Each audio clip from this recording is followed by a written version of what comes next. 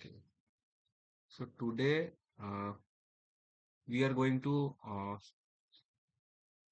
talk about two topics, that is tablet and capsule. दोनों topic के बारे में डिस्कस करेंगे, वो है टैबलेट एंड कैप्सूल्स। उसका जो भी उसका कॉन्सेप्ट है वो क्लियर करेंगे थ्रू क्वेश्चन सॉल्विंग। ठीक है, उससे भी एक क्वेश्चन से और भी कुछ जो पॉइंट्स आएगा, ठीक है, वो भी हम लोग फाइंड आउट करके, ऐसे करके हम लोग मैक्सिमम जो जगह है हम लोग का टैबलेट कैप्सूल का कवर करने का कोशिश करेंगे। ठीक है, तो जाते कि मतलब एटलीस्ट तुम लोग का फिर से एक तो रिवीजन टाइप हो जाए, ठीक है, तो और डाउट भी क्लियर हो जाए। ठीक है, तो first if you see this is the first from tablet part. Okay, I am starting. If you see the first question, it's a simple question. Is স্লাইডটা দেখা যাচ্ছে? তো এবার আরেকবার কনফার্ম করো।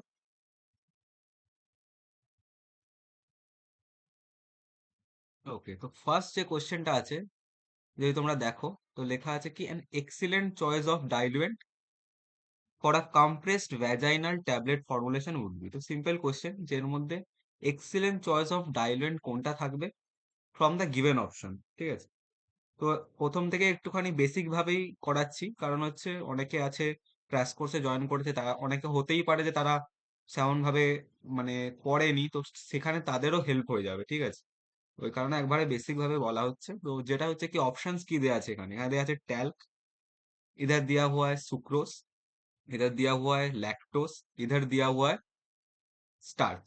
Okay, so now first option is talc. Now talc is what? Talc is a lubricant. Lubricant to talc. तो talc is not a diluent, तो talc will be cross out, तो talc नहीं होगा, तो इससे हम लोग एलिमिनेशन कर लेंगे कि talc नहीं होगा। Second is sucrose. अब सुक्रोज, डायरेक्ट सुक्रोज हम लोग टैबलेट में नहीं देते। हम लोग क्या करते, हम लोग नहीं तो वो डाइपैक, डाइपैक या फिर तुम्हारा जो न्यू टैब, इस फॉर्मेट में हम लोग देते हैं न्यू टैब। राइट, इस फॉर्मेट में हम लोग क्या करते हैं कि टैबलेट को देते। राइट, शुगर टैब, ठीक है, तो इस फॉर्मेट में देते हैं। लेकिन क्या सुक्रोज हम लोग एज अ डाइल्यूट यूज करते? तो आई थिंक वो भी नहीं है। राइट, लास्ट वाला है starch. If you see the option D, starch भी हम लोग किस फॉर्मेट में यूज करते? We don't directly use, we use it star X 1500, hydrolysed starch का डेरिवेटिव, ये सब हम लोग यूज करते। तो स्टार्च हम लोग एज अ क्या यूज करते, एज अ बाइंडर यूज करते क्या स्टार्च को?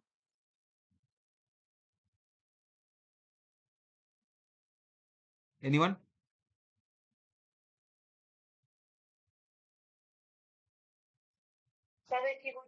স্টার্চ আমরা কি হিসেবে ইউজ করি?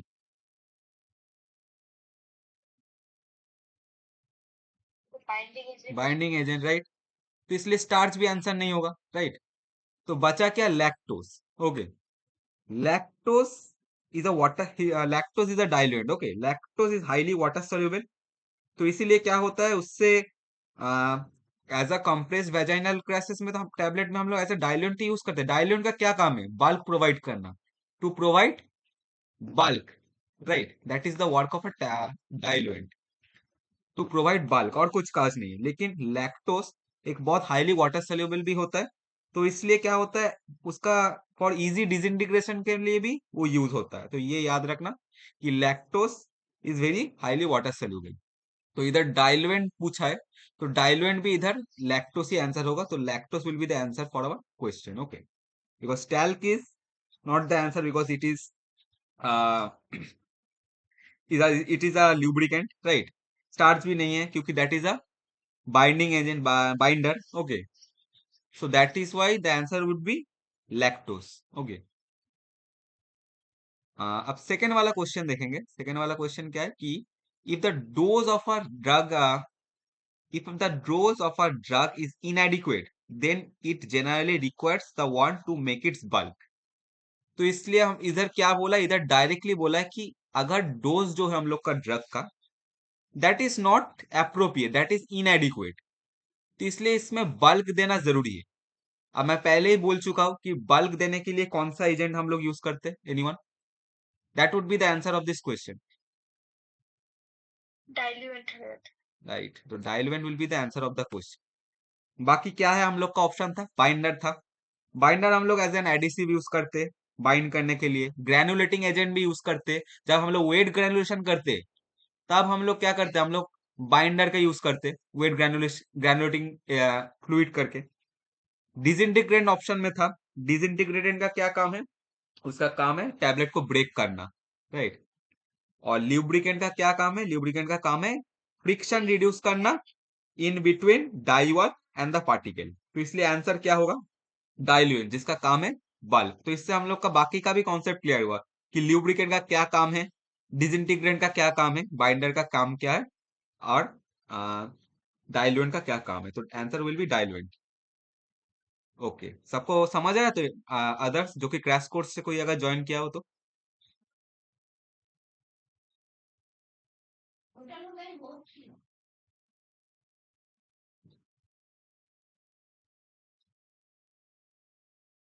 कोई बोलो, कोई यस और नो कोई बोलो।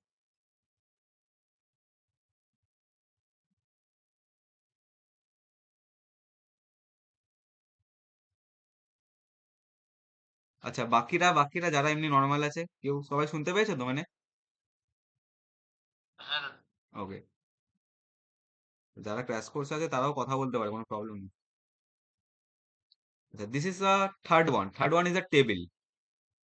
ওকে, now we have to solve the table. Okay, this is also from all these concepts only. So if you see the table you will understand that there are some diluent given in one side. List one is the name of some diluent, and list two is what are the properties. Okay, now if you remember, if you see the side options, there is 2 to 4% moisture, there is Maillard reaction, there is negative heat of solution, there is contraindicated for tetracycline. अब सबसे common चीज है इधर Maillard reaction. सबको पता है कि Maillard reaction किसके लिए होता है, anyone? Which one is connected to Maillard reaction? Lactose. तो इसलिए हम लोग पहले ही लैक्टोस के साथ उसका ज्वाइनिंग कर देंगे, लैक्टोस को ज्वाइन कर देंगे टू मेलार्ड रिएक्शन। तो इसका मतलब हम लोग का ए क्या होगा, एनीवन? ए क्या हुआ, टू, राइट? এটা টু, রাইট? তাই তো নাকি? তাহলে আমরা কি हम लोग को क्या समझ आया कि ऑप्शन बी और डी में से कोई सही होगा। बाकी को हम लोग क्रॉस कर दिए, बाकी वाला नहीं होगा। अब नेक्स्ट हम लोग कौन सा देखेंगे? नेक्स्ट तुमको देखना होगा कौन सा इजी है। इजी में अगर तुम लोग देखोगे कि फोर्थ वाला जो है कॉन्ट्रा इंडिकेटेड फॉर टेट्रासाइक्लिन, ये भी इजी है। इसमें से कौन सा हम लोग को पता है कि टेट्रासाइक्लिन किसके साथ कॉन्ट्रा इंडिकेट करता है? Tell, calcium calcium phosphate, right. तो इसका मतलब सी होगा हम लोग का 4।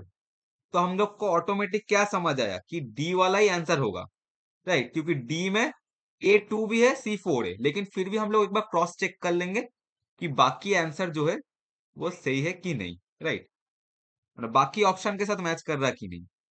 तो अगर तुम लोग देखोगे मैनिटोल जो है ना, वो हम लोग एज अ डाइल्यूएंट कहाँ पे यूज करते हैं, हम लोग उसको चियोबेल टैबलेट में यूज करते हैं, राइट। एंड इट प्रोड्यूसेस, ये याद रखना कि मैनिटोल जो है वो प्रोड्यूस करता है नेगेटिव हीट ऑफ सोल्यूशन। हम लोग को ऑलरेडी पता है कि आंसर डी होगा, फिर भी एक बार मैच कर लेते, तो बी के साथ 3 होगा। बी के साथ 3 मतलब नेगेटिव, हाँ, तो ये भी मैच कर रहा, डी में ही आ रहा ऑप्शन, राइट। और लास्ट में है बचा क्या, ड्राई स्टार्च, जिसके साथ कौन सा मैच करेगा, 2 to 4% मॉइस्चर। ओके, तो ये वाला, तो इसका मतलब हम लोग का राइट ऑप्शन कौन हुआ, कौन सा हुआ राइट ऑप्शन, हुआ हम लोग का D. D will be the correct answer. Okay, so will go to the next problem. Okay, বুঝতে পেরেছিস তো এভরিওয়ান?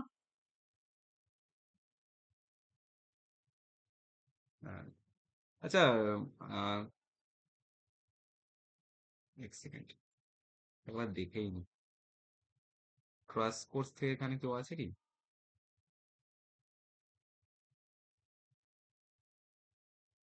ক্র্যাশ কোর্স থেকে কে কে আছে এখানে? প্রীতম মনে হয় তুমি আছো না? और কে আছে? ओके, और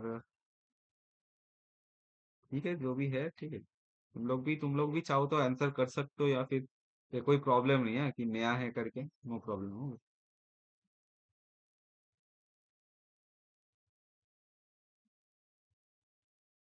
ओके,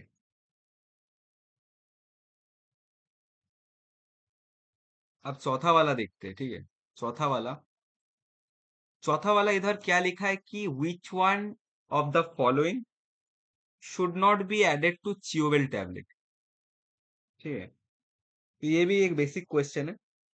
तो हम लोग को क्या पता है कि च्यूवेल टैबलेट जो है, जो च्यूवेल टैबलेट जो रहता है उसमें क्या होता है कि च्यूवेल टैबलेट हम लोग माउथ कैविटी में प्लेस करते हैं, right. But in mouth cavity, हम लोग का जो माउथ कैविटी है उसमें उसका क्या होता है, उसमें माउथ कैविटी में हम लोग प्लेस तो कर लिए, लेकिन माउथ कैविटी में उसका कोई एक्शन या रिएक्शन नहीं होता है।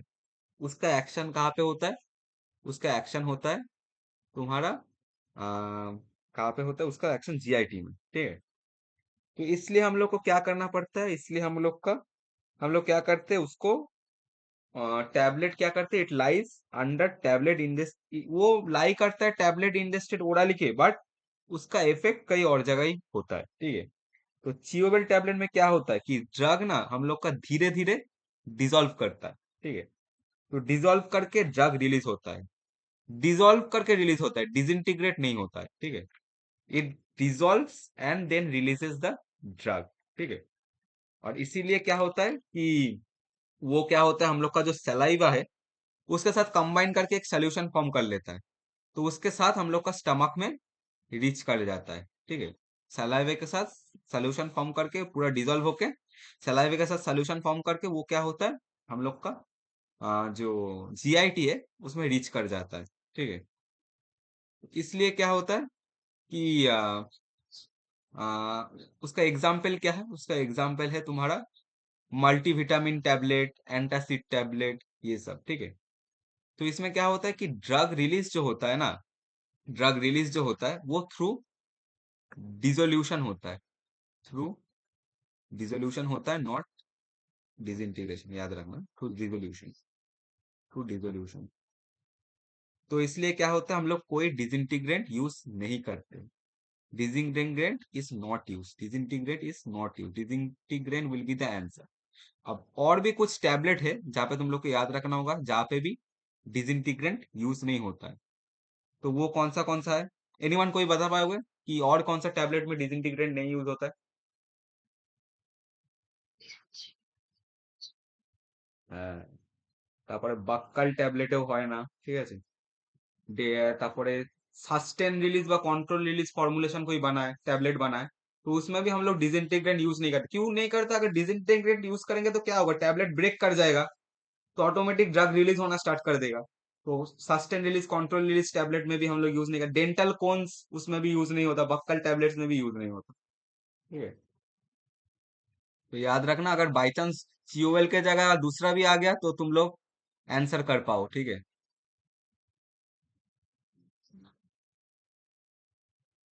ठीक है, तो disintegrant will be the answer, okay.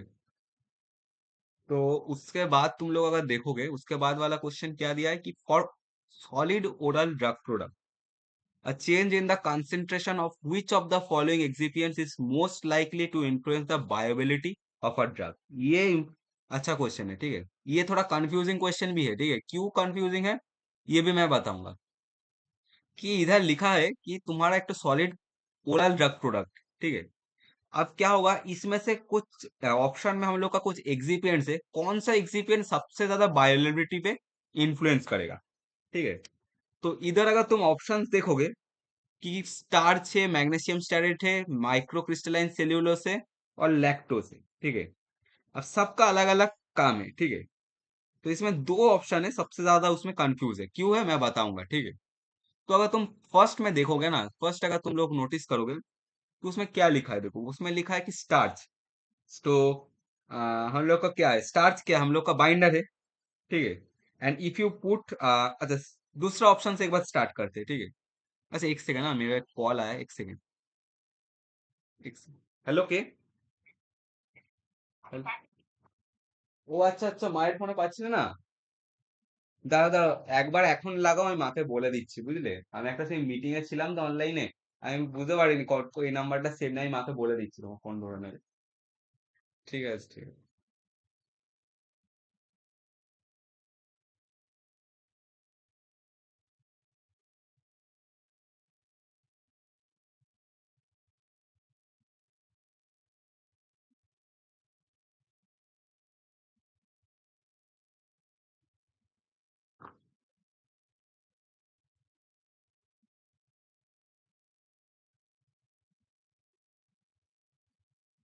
ও মা, ও মা, তোমাকে পাতিয়াল বৌদি ফোন করবে, ফোনটা তুলো। পাতিয়াল বৌদি ফোন করবে, ফোনটা তুলো, আমাকে এক্ষুনি ফোন করলো ও। আরে ফোনটা অন করো না, চার্জে তো বসিয়েছো। আরে হ্যাঁ, আমার ওই জন্য তো এ থেকে মিটিং থেকে বেরিয়ে গেলাম, আমি আবার নতুন করে খুলতে হচ্ছে আমার। দু তিনবার করছে তো কি করবো? তা আমি কি করে বুঝবো? আননোন নাম্বার তো। अरे अननोन नंबर कारो दरकारी होले। ओके, सॉरी एक तो कॉल आ गया था, ठीक है।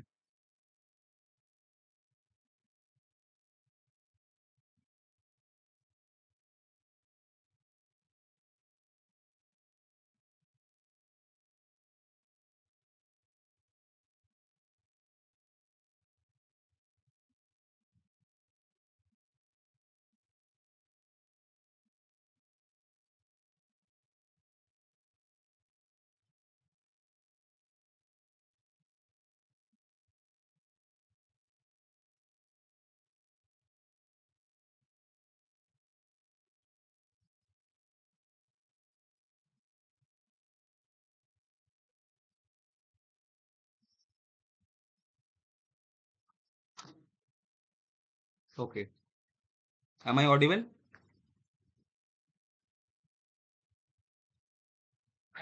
Okay okay. हाँ ठीक है। तो इसमें क्या होता है कि, तो इसमें इंपॉर्टेंट क्वेश्चन है कि solid oral doses for oral drug products में कौन सा यूज होता है बायोरिटी में सबसे ज्यादा इन्फ्लुएंस करता है, ठीक है। तो इसमें अगर तुम लोग ऑप्शन देखोगे, पहला वाला जो ऑप्शन स्टार्च है, उसके बाद क्या है, मैग्नीशियम स्टेरेट है, एमसीसी है, और लैक्टोस है। तो इसमें हम लोग को क्या पता है कि मैग्नीशियम स्टेरेट एक ल्यूब्रिकेंट, राइट। एमसीसी जो है, माइक्रो क्रिस्टलाइन सेल्यूलोस, ये एज अ तुम्हारा बाइंडर भी काम करता है, एज अ ल्यूब्रिकेंट भी काम करता है, ठीक है, एज अ डिसइंटीग्रेंट भी करता है, ठीक है। फिर तुम्हारा एज अ, इसलिए माइक्रो क्रिस्टलाइन सेल्यूलोस का बहुत सारा प्रॉपर्टीज है, इसका बहुत सारा प्रॉपर्टीज है, ठीक है। तो अगर इसमें तुम लोग देखोगे कि और अगर जो ऑप्शन है, इसमें क्या है, इसमें ऑप्शन तुम्हारा लैक्टोस है, जो कि एक डाइल्यूएंट है, ठीक है। और डाइल्यूएंट का काम हम लोग को पता है कि बल्क इंक्रीज करना, राइट।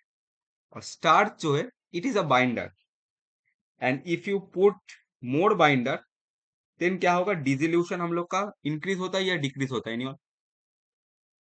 बाइंडर अगर हम लोग ज्यादा दे, तो डिसोल्यूशन में क्या इफेक्ट होता है, एनीवन? Exactly, okay. बाइंडर का अगर कंसेंट्रेशन ज्यादा हो गया, our disintegration will decrease, right। Dissolution में क्या होगा, डिक्रीज हो जाएगा, राइट। तो इसलिए क्या होगा, डिसोल्यूशन अगर डिक्रीज डिसोल्यूशन, राइट। इसलिए ये एक तो कंसिडरेशन आया, ठीक है, कि हम लोग का स्टार्च इफेक्ट कर सकता है। लेकिन मैग्नीशियम स्टेरेट में भी एक सेम चीज होता है, ठीक है। तो स्टार्च तो ऑटो हम लोग को पता है कि इफेक्ट करेगा, ये हम लोग पुट भी कर सकते, लेकिन मैग्नीशियम स्टेरेट भी ऑप्शन में। अब मैग्नीशियम स्टेरेट कैसे इफेक्ट करेगा, मैं बता रहा हूँ। मैग्नेटिक स्टेरेट क्या है, एक ल्यूब्रिकेंट है, राइट। और मैग्नीशियम स्टेरेट जो होता है ना, वो हाइड्रोफोबिक, ये एक लॉजिकल क्वेश्चन है, हाँ, ये जनरली बहुत जन गलती कर देता है, हाइड्रोफोबिक इन नेचर होता है। तो मैग्नीशियम स्टेरेट क्या होता है, हाइड्रोफोबिक इन नेचर होता है, हाइड्रोफोबिक इन नेचर का होता है, ठीक है। तो हाइड्रोफोबिक जब नेचर का होता है, तब हम लोग का क्या होगा कि हाइड्रोफोबिक अगर नेचर में है, तो ऑटोमेटिक क्या होगा कि तुम्हारा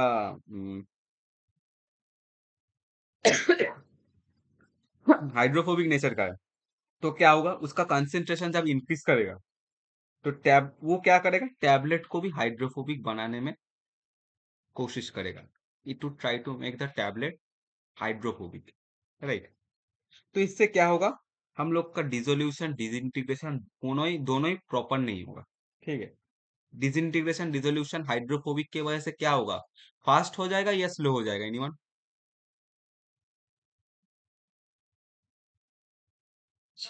স্লো হয়ে যাবে, ঠিক আছে। তো এবারে কোশ্চেনটা হলো, দুটোই এফেক্ট করছে, ম্যাগনেসিয়াম স্টেরেট আর স্টার্চ, दोनों ही क्या कर रहा है, क्योंकि magnesium is a binder, it is also slowing down the dissolution rate, and magnesium stearate भी स्लो डाउन कर रहा, क्योंकि वो हाइड्रोफोबिक नेचर का है, ठीक है। और वो अब क्या होगा, इसमें से दोनों आ गया तो हम लोग को कौन सा सिलेक्ट करना होगा, तो इट इज, अगर दोनों आ जाए तो कौन जिसका इफेक्ट सबसे ज्यादा है, विच वन इज मोर लाइकली लिखा है, ये नहीं लिखा कि which one is likely. Read the question first, okay, ये हम लोग गलती कर देते, क्वेश्चन प्रॉब्लम ठीक से नहीं पढ़ते। इधर ऑलरेडी लिखा है मोर, और जब it is retain that more, then क्या होगा, अगर हम लोग का इधर मोर ऑलरेडी लिखा हुआ है, देन क्या कंसिडर करना होगा कि अगर इधर मोर लिखा है, तो अगर मोर लिखा है तब तुम लोग को है ना कि कौन सा ज्यादा बेटर है, राइट। तो मैग्नीशियम स्टेरेट में जो इफेक्ट है वो कहीं ना कहीं स्टार्ट से बेट ज्यादा होगा, इसीलिए क्योंकि मैग्नीशियम स्टेरेट में क्या बोला, is already hydrophobic in nature, but starch जो है that is slightly hydrophilic in nature. तो दोनों ही इन्फ्लुएंस करता है, लेकिन इफेक्ट जो रहेगा that would be more in case of magnesium starch due to its hydrophobic nature and less in starch because it is slightly hydrophilic। ठीक है, तो इसका आंसर क्या होगा, एनीवन, एवरीवन?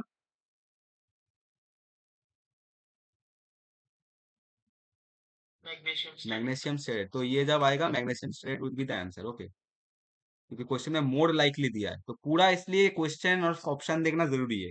अगर ये विच वन इज लाइकली, तब मतलब उसमें से एक ही होगा, पर उधर लिखा है विच वन इज मोर लाइकली, ठीक है। क्वेश्चन हमेशा अच्छी तरह पढ़ो। तो next one is the number 6, ठीक है।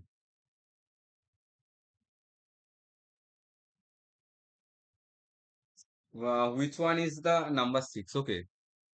Which one is number 6 is the, which one is an anti-adherent? ठीक है।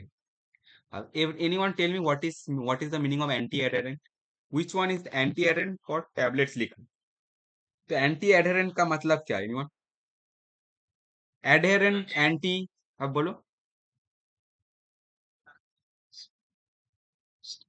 Exactly. That prevents the sticking and picking, right? अब स्टिकिंग कब होता है? स्टिकिंग हैपेंस अब जब हम लोग का डाई वॉल से टैबलेट एडेयर हो जाता है, डाई वॉल से टैबलेट एडेयर हो जाता है, that is our sticking, okay. Sticking, that is our sticking. और जब हम लोग का तुम्हारा ये होता है, क्या उसको कहते हैं, पिकिंग, तब क्या होता है, पंच फेस में एडेयर हो जाता है। स्टिकिंग, तो पिकिंग में क्या होता है, पिकिंग में हमारा पंच फेस से एडेयर हो जाता है, राइट। पिकिंग में होता है पंच फेस में एडेयर हो जाना, पंच फेस में एडेयर, और उसमें डाईवॉल के साथ अटैच हो जाता है इन केस ऑफ स्टिकिंग। तो ये दो प्रॉब्लम हम लोग का बहुत ही कॉमन प्रॉब्लम है, जो कि हम लोग टैबलेट बनाने के टाइम देखते हैं, राइट। अब क्या है, देखो कि पिकिंग जब होता है, क्या होता है, हम लोग का पंच फेस के साथ एडेयर करने जाता है, तो इसलिए क्या होता है, some parts get out from the punches, right. और इसमें भी वो प्रॉब्लम है, तो इसमें हम लोग को यूज करना होगा जो चीज, जो कि क्या करेगा कि रिड्यूस करेगा friction between Diavel and the particle. तो इसमें कौन सा है, ये है किसका कैरेक्टरिस्टिक, ल्यूब्रिकेंट का कैरेक्टरिस्टिक। तो इसमें से ल्यूब्रिकेंट कौन सा है, एनीवन देख के बताओ, विच one is lubricant from the options, ये चार ऑप्शन में से कौन सा ल्यूब्रिकेंट है, ये जो चार ऑप्शन है इसमें से कौन सा ल्यूब्रिकेंट, ये जो चार ऑप्शन है, magnesium stearate will be the answer, क्योंकि that reduces the friction between dipole and the particle and acts as an anti-adherent for tablet preventing sticking and picking। इसलिए हम लोग जब भी कोई भी फॉर्मुलेशन बनाता है, देखना कोई भी तुम लोग यूज कर रहे हो, any formulation you are making in your lab or something, at the end you give little bit of max stirring, that is the reason for preventing from such type of tablet defects, okay। So magnesium stearate will be the answer, okay, magnesium stearate will be the answer, okay। इसके बाद क्या है, इसके बाद हम लोग का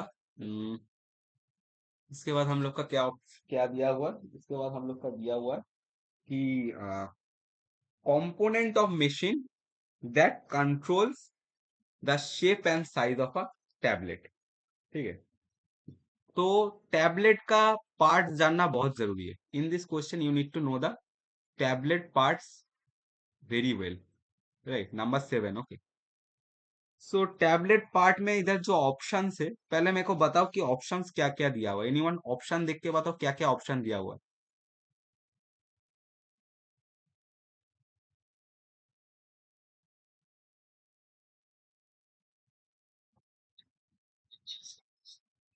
copper, cam track, punches, dies, right. तो अब सारा जो भी पार्ट्स है उसको हम लोग थोड़ा डिस्कस करेंगे, जितना भी ऑप्शन में दिया हुआ है, ठीक है। वेट,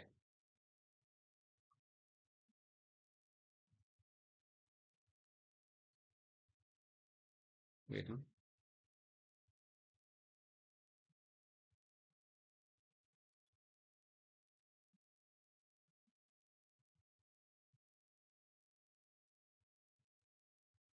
ओके, तो सारा को हम लोग डिस्कस करेंगे, ठीक है। सो नाउ इफ यू सी,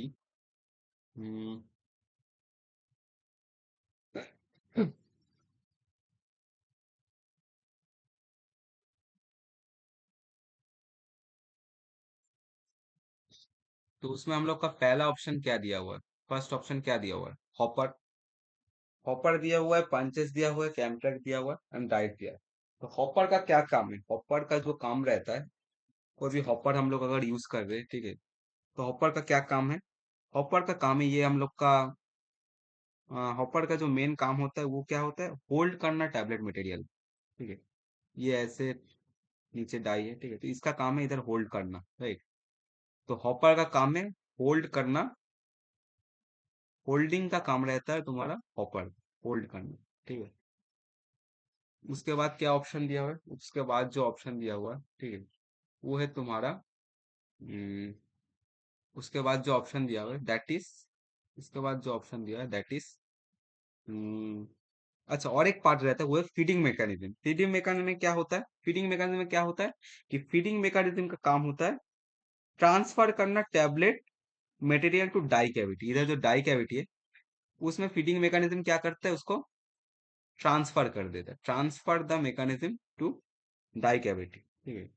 वो क्या करता है, इधर हम लोग का फीडिंग मशीन रहता है, वो इधर डाई कैविटी इधर है, इसमें ट्रांसफर करने में हेल्प करता है। डाई कैविटी इधर है, ट्रांसफर करने में हेल्प करता है, ठीक है। उसके बाद है तुम्हारा ऑप्शन क्या है? Cam track. कैम ट्रैक का क्या काम है? कैम ट्रैक का काम है, वो क्या करता है? गाइड करता है। वो किसको गाइड करता है? वो गाइड करता है टैबलेट, गाइड करता है अपर पंच और लोअर पंच जो रहता है हम लोग का मशीन में, उसका जो मूवमेंट होता है उस मूवमेंट को गाइडेंस देता है, गाइडेंस देता है तुम्हारा कैम ट्रैक, ठीक है। अब बचा कौन सा? बचा है तुम्हारा डाइव और पंचेस। पंचेस का क्या काम है? पंचेस जिससे compress the tablet material. Punches का क्या काम है एनीवन? मैं अभी बोला की काम पंचेस है, कंप्रेस करना टैबलेट मटेरियल को, कंप्रेस करना, बेसिक काम। लेकिन जो डाइज है, जो डाइज हम लोग का रहता है टैबलेट मशीन में, नंबर डी ऑप्शन जो है, वो डाइस क्या करता है? वो डाइस क्या करता है? शेप एंड साइज को डिटरमाइन करता है। तुम लोग जब डाइस फिट करते हो, जैसे तुम लोग अकॉर्डिंग डाई फिट करोगे उसके अकॉर्डिंग ही टैबलेट का शेप भी आएगा, साइज भी आएगा आफ्टर कंप्रेशन, ठीक है। तो इस क्वेश्चन का आंसर क्या हुआ? Die will be the answer, okay. और बाकी पार्ट भी मैंने डिस्कस किया कि हॉपर का क्या काम है, कैम्प ट्रैक का क्या काम है, पंचेस का। इससे क्या हुआ, बाकी भी पार्ट्स का अगर कुछ पूछे तो भी तुम लोग आंसर कर पाओ, ठीक है। इसके बाद अगर तुम लोग नेक्स्ट वाला क्वेश्चन देखोगे, नेक्स्ट वाला क्वेश्चन है फर्स्ट स्टेज। फर्स्ट स्टेज क्या है? First stage of wetting on addition of granulating agent to the powders characterised by. तो फर्स्ट स्टेज क्या है वेटिंग का, ये पूछा गया है, ठीक है, कि फर्स्ट स्टेज ऑफ वेटिंग क्या है, फर्स्ट स्टेज ऑफ वेटिंग क्या है, फर्स्ट स्टेज ऑफ वेटिंग क्या है। तो फर्स्ट स्टेज ऑफ वेटिंग में चार स्टेप इधर दिया ही हुआ है। तो कोई एक बार मुझे बताओ अगर किसी को पता है कि फर्स्ट स्टेज कौन सा है? फर्स्ट स्टेज बोला, आइडियल स्टेज नहीं, ठीक है, फर्स्ट स्टेज, ठीक है, पेंडुलर, वेरी गुड। तो बेसिकली मैं इधर दिखा रहा कि पहला जो स्टेप होता है वो है पेंडुलर, जिसमें मेनली हम लोग को इसमें क्या होता है, ब्रिज फॉर्म होता है, बाइंडर ब्रिज फॉर्म होता है, ठीक है। तो इसमें जो ब्रिज होता है ऐसे करके ब्रिज होता है, ठीक है। तो उसमें क्या होता है कि पेंडुलर में ऐसा होता है कि बाइंडर ब्रिज जब फॉर्म होता है वो कुछ ऐसा दिखता है, that is the first stage, okay. अब सेकेंड फर्स्ट स्टेज में ऐसा तुम लोग देखोगे, ऐसे तुम्हारा बाइंडर का एक ब्रिज फॉर्म हुआ है, ठीक है, ऐसे करके ऐसे करके। अब उसके बाद जो स्टेज होता है उसमें क्या होता है, ब्रिज तो रहता है बट ये थोड़ा ब्रॉड हो जाता है, the bridge becomes little broaden, ठीक है। तो ब्रिज सेकेंड वाला स्टेज है, सेकेंड वाला स्टेज का नाम है फ्यूनिकुलर, जिसमें भी बाइंडर ब्रिज रहता है लेकिन बाइंडर ब्रिज थोड़ा ब्रॉड हो जाता है, इट बिकम्स लिटिल ब्रॉड, ठीक है। अब तीसरा वाला जो है, तीसरा वाला है तुम्हारा पेंडुलर। पेंडुलर में और भी ज्यादा ब्रॉड होता है, इतना ब्रॉड होता है कि वॉइड स्पेस एकदम कम हो जाता है। वॉइड स्पेस जो है ना, इतना ब्रॉड हो गया है कि void space becomes very less, and this one is the ideal state. अगर क्वेश्चन में आया था instead of first state which one, हाँ this is the capillary state, that is the ideal state, this is the third state capillary. तो अगर question में आता कि which one is the ideal stage for क्या बोलते हैं ग्रेनुलेशन, तो उसमें क्या होता मतलब first ideal stage of waiting for granulation, तो वो होता क्या होता एवरीवन, जिसमें व्हाइट स्पेस एकदम ही नहीं रहता, इतना ब्रॉड और कॉम्पैक्ट है कि उसमें व्हाइट स्पेस एकदम डिक्रीज हो गया। धीरे धीरे हम लोग क्या देख रहे हैं कि व्हाइट स्पेस पूरा डिक्रीज होते जा रहा है। तो आइडियल वाला स्टेट है तुम्हारा which one, anyone, capillary stage, right. Last वाला, उसमें क्या होता है, उसमें प्रॉब्लम क्या है, लास्ट वाला जो स्टेट है उसमें क्या होता है, ड्रॉपलेट फॉर्मेशन हो जाता है एक्सेस के वजह से। तो इसमें क्या होता है, binder solution engulfs the water particle, binder solution क्या करते हैं, वाटर पार्टिकल को एनगल्फ करते हैं, ड्रॉपलेट फॉर्मेशन होता है, इसलिए इसको बोला जाता है ड्रॉपलेट स्टेट, ठीक है। तो आया फर्स्ट स्टेज है तुम्हारा, फर्स्ट स्टेज है क्या था, पेंडुलर। पेंडुलर क्यों नाम है पता है, because it looks like a pendulum. अगर तुम फर्स्ट वाला फोटो मतलब डायग्राम भी अगर देखोगे दिस वन, तो ये कुछ पेंडुलम के जैसा ही दिखता है, ठीक है। पेंडुलम जैसे ऐसे घूमता है वैसे ही उसका स्ट्रक्चर कुछ है, तो उसी से पेंडुलर स्टेट आया है। उसके बाद फ्यूनिकुलर, कैपिलरी वाला आइडियल स्टेट है जिसमें पूरा ब्रॉड है, ठीक है, आइडियल फॉर, ये है तुम्हारा कैपिलरी, ठीक है। ये है पेंडुलर, इसमें व्हाइट स्पेस थोड़ा और डिक्रीज हुआ, थोड़ा ब्रॉड हुआ ब्रिज, तो वो क्या हुआ फ्यूनिकुलर। फिर और व्हाइट स्पेस कम हो गया, ब्रिज एकदम ब्रॉड हुआ, दैट इज आवर। उस लास्ट में क्या हुआ, ड्रॉपलेट फॉर्मेशन हुआ जहाँ पे binder solution engulfs the water particle, तो उसमें हम लोग का ड्रॉपलेट आखिरी वाला स्टेट होता है। लेकिन आइडियल स्टेट है कैपिलरी, और फर्स्ट स्टेट जो है वो है तुम्हारा पेंडुलर। तो इस क्वेश्चन का आंसर होगा pendular, okay. So next is, next question अगर तुम लोग देखोगे, नेक्स्ट क्वेश्चन दिया है slugs are prepared in which kind of preparation, right. तो फ्लक्स किस टाइप का प्रिपरेशन में प्रिपेयर होता है, तो हम लोग को पता है कि ग्रैनुलेशन जो होता है ना, granulation are of two types, right. One is wet granulation, one is dry granulation. और वो छोड़ के और हम लोग क्या करते हैं for making tablet, direct compression, right. But granulation is wet and dry, ठीक है। तो इसमें हम लोग का क्या होता है, और स्टीम और मेल्ट जो कि स्टीम ग्रैनुलेशन ऑप्शन में दिया हुआ है, that is advance type of granulation techniques, ठीक है। वो एडवांस ग्रैनुलेशन टेक्निक्स है, उसमें हम लोग ज्यादा पढ़ते भी नहीं है, और उसमें स्लग्स का तो कोई कॉन्सेप्ट है ही नहीं। तो वेट ग्रैनुलेशन में बेसिकली क्या होता है मैं बता रहा हूँ। वेट ग्रैनुलेशन में हम लोग टैबलेट मटेरियल को बाइंडर सोल्यूशन को ऐड करके क्या करते हैं, बाइंडर सोल्यूशन को ऐड करके हम लोग टैबलेट सोल्यूशन में फॉर्म करते, वेट मास फॉर्म करते, वेट मास फॉर्म करने के बाद हम लोग उसको स्क्रीनिंग कर देते, मतलब हम लोग सिप से पास करते हैं, अल्टीमेटली ग्रैन्यूल्स फॉर्मेशन होता है, फिर कंप्रेशन के लिए जाते हैं। तो वेट ग्रेनुलेशन सबसे इंपॉर्टेंट स्टेज क्या है कि उसमें हम लोग एक वेटिंग लिक्विड फॉर्म में कोई भी बाइंडर सोल्यूशन यूज कर रहे हैं और एक वेट मास फॉर्म कर रहे हैं। तो that is the ideal state for wait granulation, जो कि डिफरेंशिएट करते हैं बाकी टाइप का टेक्निक से, ठीक है। But in case of dry granulation, dry granulation में हम लोग क्या करते हैं, टैबलेट मटेरियल को हम लोग स्लग मशीन में पुट करते हैं, we put it in slug machine and then compressed. और बाइंडर जो है यूज करते हैं हम लोग ड्राई ग्रेनुलेशन में, that is in the form of dry, not liquid. Okay, that is in the form of dry powder. Okay, binder जो है वो ड्राई ऑर्डर में रहता है, ठीक है। And again we compress and form a larger body, हम लोग कंप्रेस करके एक लार्जर बॉडी बनाते हैं जिसको हम लोग बोलते हैं slugs. We form slugs, larger body जो फॉर्म होता है वो करते हैं हम लोग स्लग्स। अब इस स्लग्स को हम लोग क्या करते हैं, इसको हम लोग तोड़ते, we break it down and again from granules, और फिर से हम लोग उसको कंप्रेस करते हैं। तो ये है, स्लग्स को हम लोग क्या करते हैं, हम लोग फिर से उसको ब्रेक डाउन करते हैं, ब्रेक डाउन करके उसको ग्रेन्यूल्स लेके फिर उसको फिर से कंप्रेस करते हैं, राइट, कंप्रेस करते हैं, ठीक। सो इसलिए स्लग्स कौन सा टाइप में ग्रेनुलेशन में फॉर्म होता है, इसका मतलब dry granulation will be the answer. Okay, dry granulation answer होगा क्योंकि स्लग्स फॉर्मेशन हो रहा है in case of dry granulation. फिर नंबर 10 वाला देखेंगे। नंबर 10 थोड़ा अलग, ये सोचने वाला क्वेश्चन है, ठीक है, कि which one is the most gran economical granulation process in terms of time, labour and equipment. अब तुम लोग सोचो कि ये जितना भी टाइप का प्रोसेस हम लोग पढ़े, उसमें से टाइम कंज्यूमिंग किस में लगता है। तुम लोग लैब में भी अगर किए होगे तो समझ आएगा कि इन टाइम्स ऑफ टाइम, लेबर और इक्विपमेंट सबसे ज्यादा किस में लगता है।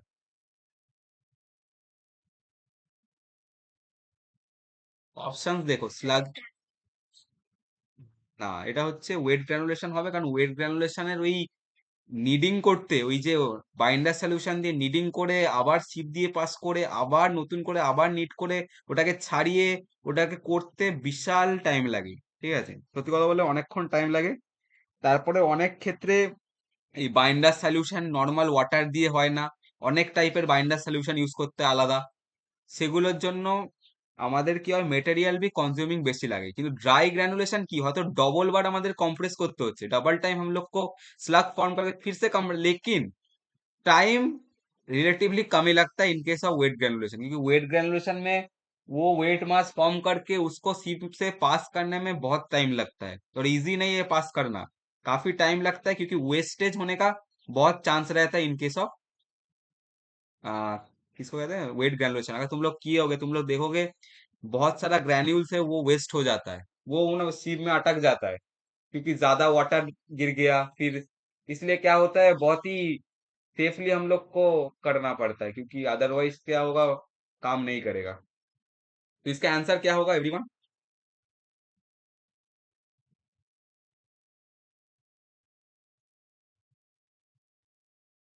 इसका क्या आंसर क्या होगा।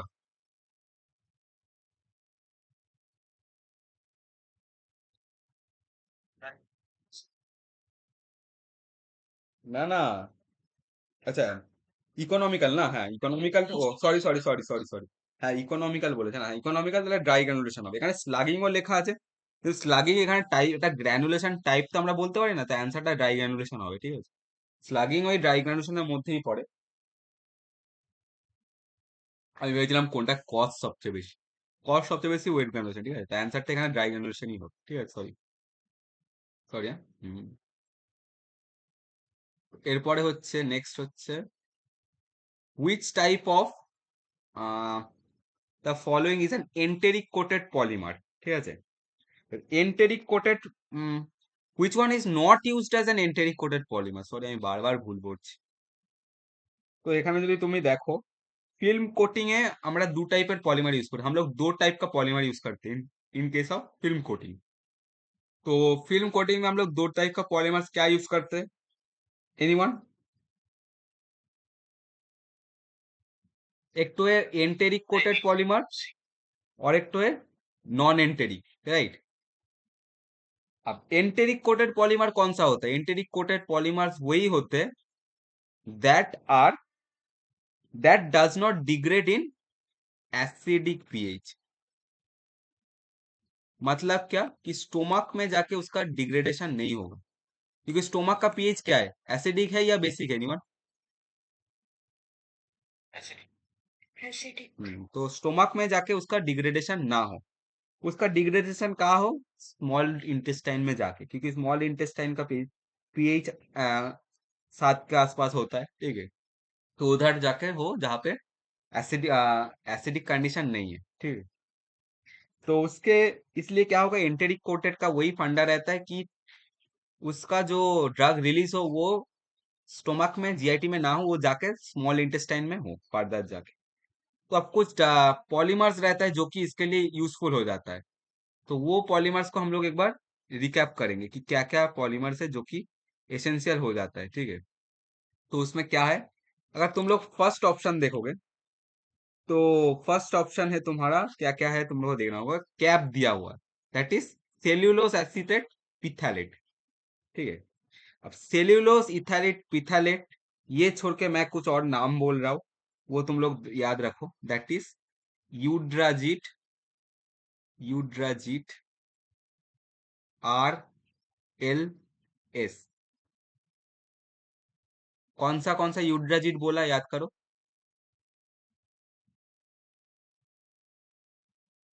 कौन सा यूड्राजिट बोलना, एগুলো सब पॉलीमर।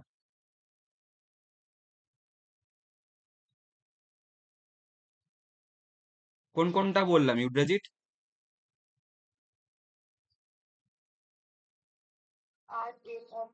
RLS, এগুলো সবই হচ্ছে এন্টেরিক কোটেড পলিমার, ঠিক আছে, including cellulose acetate phthalate. But Eudragit E, Eudragit E is a non enteric, is a non enteric, okay.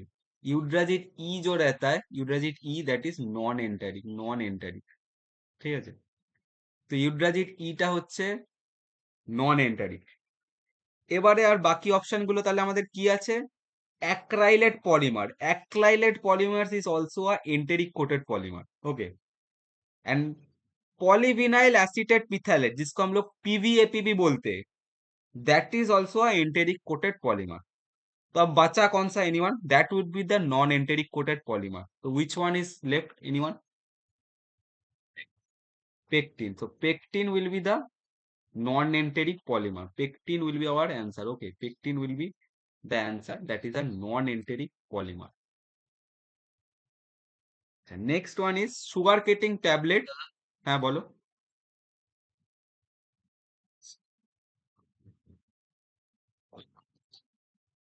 হ্যাঁ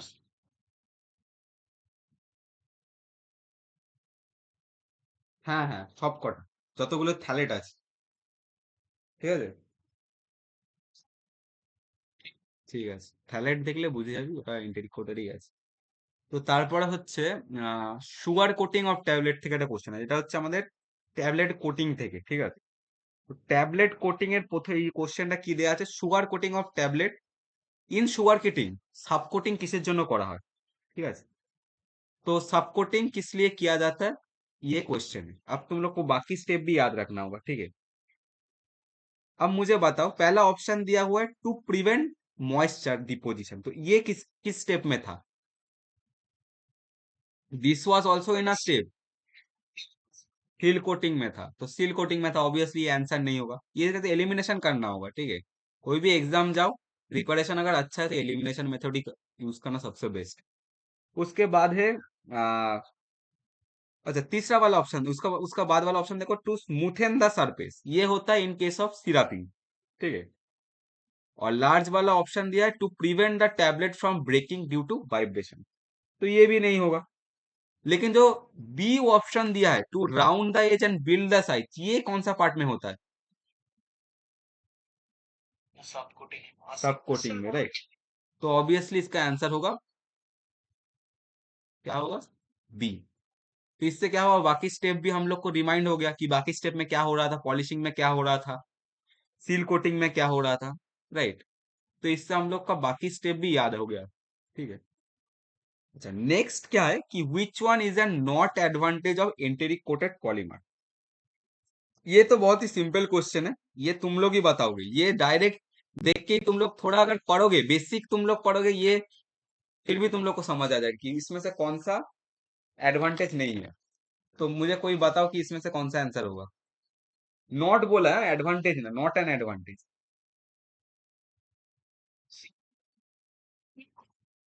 কোনটা? হ্যাঁ, তো অ্যান্সারটা সি হবে। তার কারণ হচ্ছে ফার্স্ট যে অপশনটা আছে, prevent gastric irritation, this is an advantage. Because क्योंकि वो तो गैस्ट्रिक हम लोग का जीआईटी में एब्जॉर्ब ही नहीं होता, तो इसके इरिटेशन का कोई चांसेस ही नहीं है। तो ऑब्वियसली पहला वाला एडवांटेज है। उसके बाद क्या है, उसके बाद क्या दिया है कि नंबर बी में क्या दिया है, achieves drug concentration of drug in the intestine. ये भी इसका एडवांटेज है, क्योंकि स्टोमक में एब्जॉर्ब नहीं हो रहा, डायरेक्ट इंटेस्टाइन में हो रहा, एडवांटेज है। और नंबर डी क्या दिया हुआ है, prevent destruction of the drug in the stomach, ये भी एडवांटेज है। तो ऑटोमेटिक बाकी तो एडवांटेज हम लोग को पता ही है कि आंसर नहीं होगा। और सी वाला option is need for frequent dosing, ये सिर्फ एंटेरिक कोडेड टैबलेट नहीं, कोई भी टैबलेट के लिए एक डिसएडवांटेज है।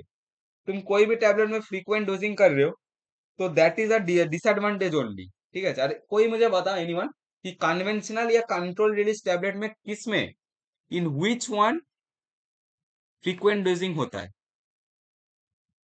कन्वेंशन। तो इसमें हमको एक चीज भी तुम लोग को याद आ गया, राइट, और कंट्रोल में नहीं होता, that is an advantage of control release, right, कि उसमें फ्रीक्वेंट डोजिंग नहीं लगता है, पेशेंट कॉम्प्लायंस के लिए बेटर होता है। अच्छा, next is which problem can arise if the material to be compressed into tablet adhere to the wall। अब तुम लोग को याद करना होगा, एक मैं बोला था पंच के साथ ये अडेयर कर जाता है, और एक करता है डाई वॉल के साथ। अब तुम लोग बताओ कि कौन सा मैंने बोला था कि अडेयर टू द वॉल्स।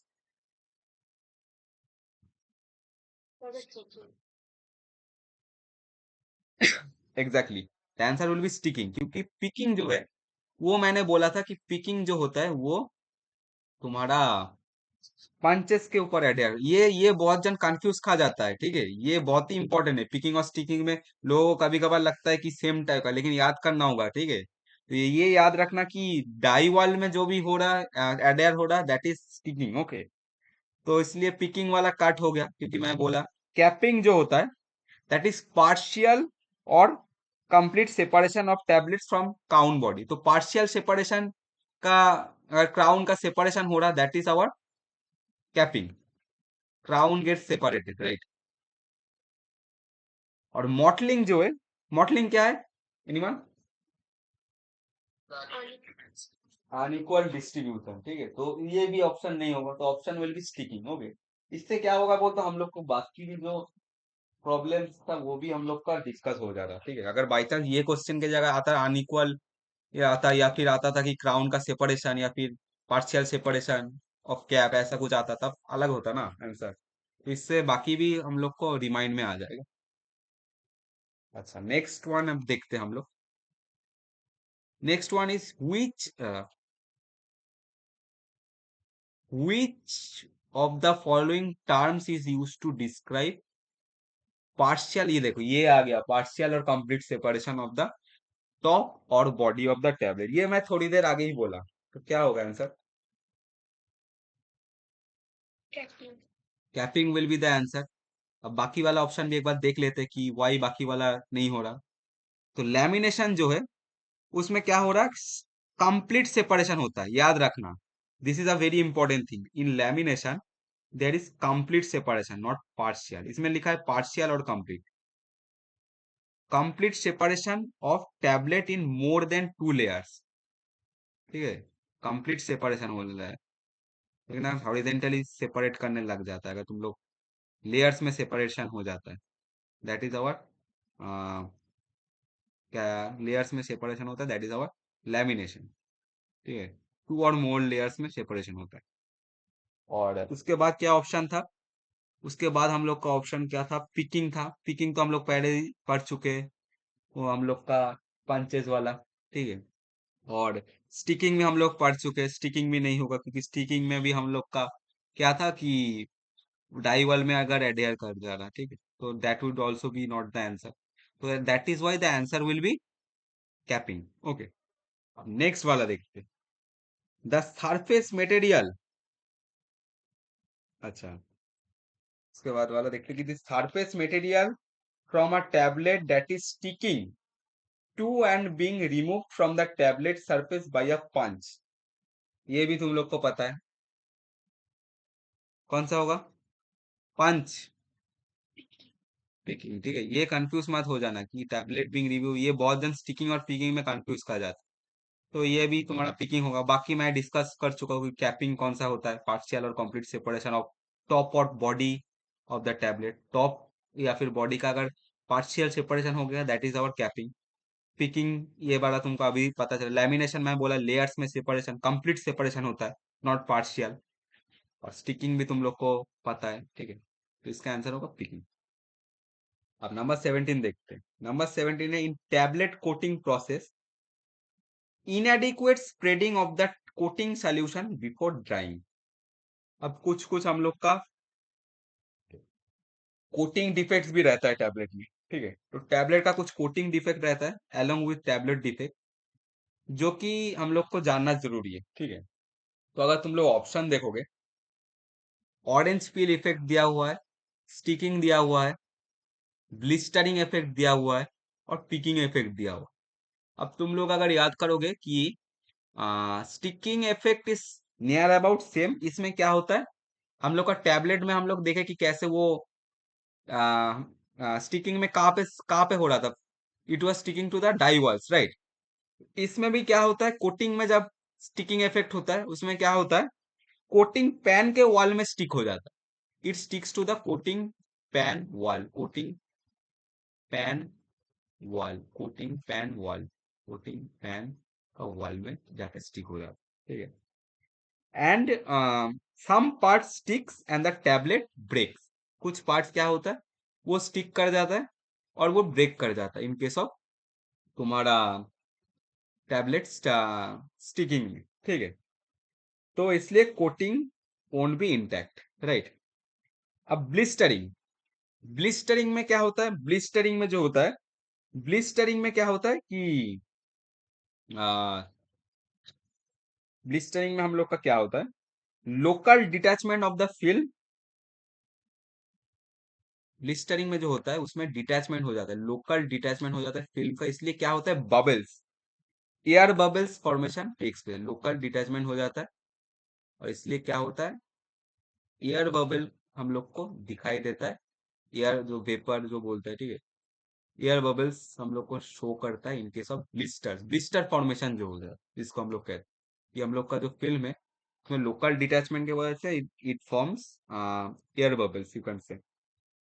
अब हम लोग को क्या ऑप्शन बचा है, तो ये भी आंसर नहीं होगा। और हम लोग का पिकिंग, पिकिंग भी वही सेम, ठीक है। जैसा मैंने स्टिकिंग में बोला वैसे ही उसका भी, जैसे बोला कि पैन का वॉल में स्टिक है, वो भी सेम ही, ठीक है। इसमें भी कोई अलग, तो ऑब्वियसली हम लोग को पता है ये तीन आंसर नहीं होने वाला। तो बचा है ऑरेंज पील इफेक्ट, ठीक है। अब क्या होता है कि कोटिंग सोल्यूशन, कोटिंग सोल्यूशन में हम लोग जब अप्लाई करते हैं, वी अप्लाई ओवर टैबलेट। तो कोटिंग सोल्यूशन अगर ठीक से स्प्रेड ना हो, सपोज द जो কোটিং সলিউশনে ওটা ঠিক মতো স্প্রেড হলো না, তো কি হবে, তো আমাদের স্প্রেড না হলে কি হবে, এটা ড্রাই হয়ে যাবে, it would get dried because সলিউশনটা ঠিক মতো স্প্রেড যদি না হয়, obviously it would get dry as the drying temperature is high. আর ড্রাইং টেম্পারেচার, তো এই মানে অনেক সময় কি হয়, আমরা ড্রাইং টেম্পারেচারটা যদি হাইও সেট করে দিই না, তখন এই প্রবলেমটা দেখা যায়। বা ইনঅ্যাডিকুয়েট যদি স্প্রেডও হয়ে থাকে কাটিং সলিউশনটা, তখনও এই প্রবলেমটা দেখা যায়, ঠিক আছে। তো এই এফেক্টটাকে বলা হয় অরেঞ্জ পিল এফেক্ট, ঠিক আছে। তো ऑरेंज पिल इफेक्टটা बेसिकली মানে কম ভাষায় বললে কি, अगर छोटे भाषा में बोला जाए तो orange pill effect is nothing but it is, you can say, improper improper spreading of coating solution, so the coating solution becomes like orange peel। Old term এটা ऑरेंज पील। अब ऑरेंज पील क्यों नाम दिया गया, that is also I am explaining, okay. Inadequate coating solution का spread होने के वजह से ये नाम दिया गया। अब now anyone tell me, orange का जो पील रहता है, नॉट ऑरेंज, ओके, ऑरेंज का जो पील रहता है, इट इज रफ और स्मूथ, रफ और स्मूथ। পিলটা বলছি, খোসা খোসা, ছিলকা ছিলকা। স্মুথ কি, ভালো করে দেখ, আমি ছিলকাটা বলছি, রাফ, ঠিক আছে। তো যদি তোর কোটিং সলিউশনটা ঠিক মতো স্প্রেড না হয়, যদি লিকুইডটা স্প্রেড না হয় সলিউশন, তো তোর যে পার্টটা আছে, মানে তুই যেই যে কোনো জিনিস বস্তুটা আছে, ওটা কি রাফ থাকে না তোর থাকে স্মুথ হয়ে যায়? তুই একটা ধর আপেল নিয়েছি, ওটাকে জল দিয়ে ধুলি, তো সেখানে সারফেসটা কি স্মুথ হবে না রাফ থাকে?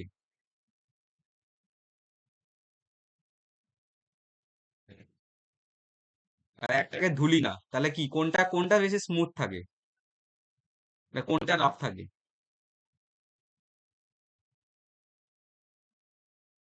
বল, আরে কোনো প্রবলেম নেই রে, আমি জেনারেল বলছি তো না, এটা তো তোর এর সাথেও কোনো সম্পর্ক নেই। বল বল, অনুভব বল।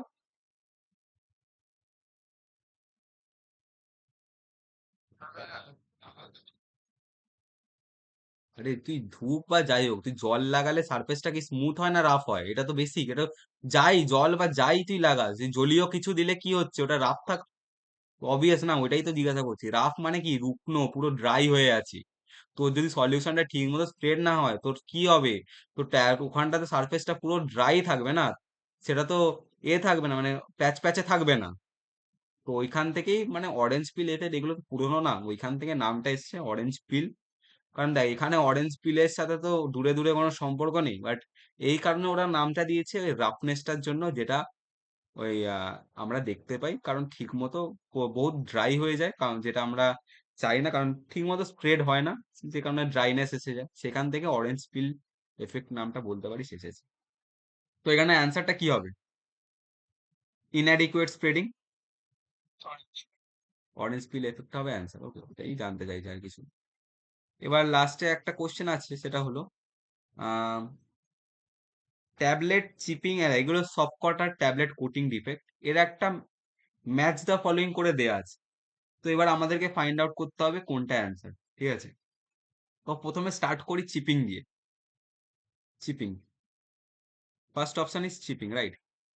চিপিং কোনটার সাথে ম্যাচ খাবে, সেটা হলো, আচ্ছা চিপিংটা আমি পরে রাখছি, ঠিক আছে। ফার্স্টে স্টার্ট করি ক্র্যাকিং দিয়ে। ক্র্যাকিং এ কি হয়, এনিওয়ান, কারোর যদি মনে থাকে, এনিওয়ান?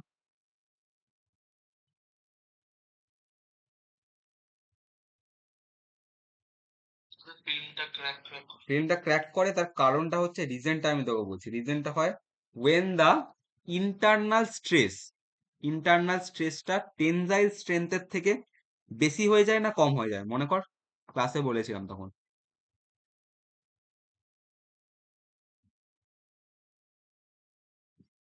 আমি মনে করাচ্ছি, যখন internal stress of the tablet increases, that is when cracking happens. It increases so much that it becomes more than the tensile strength, and ultimately the film cracks.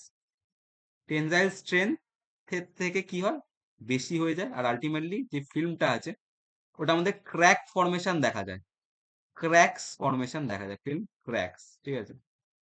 তো এখানে কি হয়, যে যে আমাদের ইন্টারনাল স্ট্রেস আছে, সেটার থেকে কি হয়, টেনজাইল স্ট্রেন্থের থেকে, টেনজাইল স্ট্রেন্থ টিএস এর থেকে বেশি হয়ে যায়, তো এখানে ফিল্মটা কি হয়, ক্র্যাকস দেখা যায় অনেক রকম।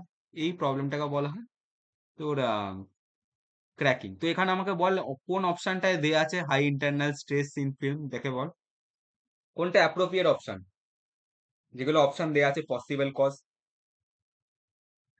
Anyone, anyone?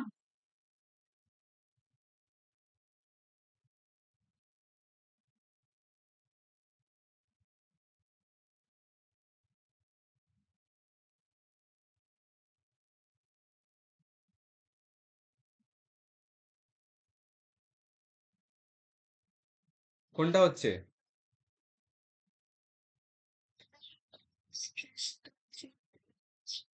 হ্যাঁ, এখানে অপশনটা তাহলে ভুল দেয়া, দেখি বাকিগুলো একটু দেখে নি। অপশনটা তাহলে ভুল দেয়া আছে, আমিও দেখতে পাচ্ছি না। এখন চোখে বললো। আচ্ছা, ইন্টারনাল স্ট্রেসটা তিনই ধরলাম, ক্র্যাকিং এইটা হবে, এটা আমি শিওর, এটা তো আমরা জানি। তো এখন ওটা ভেবে লাভ নেই, বাকিগুলো দেখি, তাহলে ভুল দেওয়া, তখন হয় কোয়েশ্চেনে যখন দেয় ভুল হতেই পারে, বা আমি হয়তো কোনো কারণে ভুল করে বলেছি হয়তো, করা কোয়েশ্চেনটা করার সময় থ্রি, এটা আমি Q3 করলাম, কোনো একটা অপশন। প্রথমে আগে সাইডে লিখে নি Q3, ঠিক আছে? তারপরে শেষে কোনো একটাতে বসিয়ে দেবো, বাকিগুলোকে দেখি কোনটায় কোনটায় কি হচ্ছে।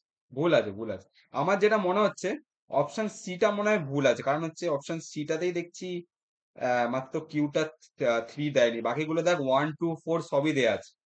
দেখতে পাচ্ছিস তো বাকিরা? কারণ দেখ অপশন সিটা যদি দেখিস না, Q4 আর S4 দেয়া আছে। Is it visible?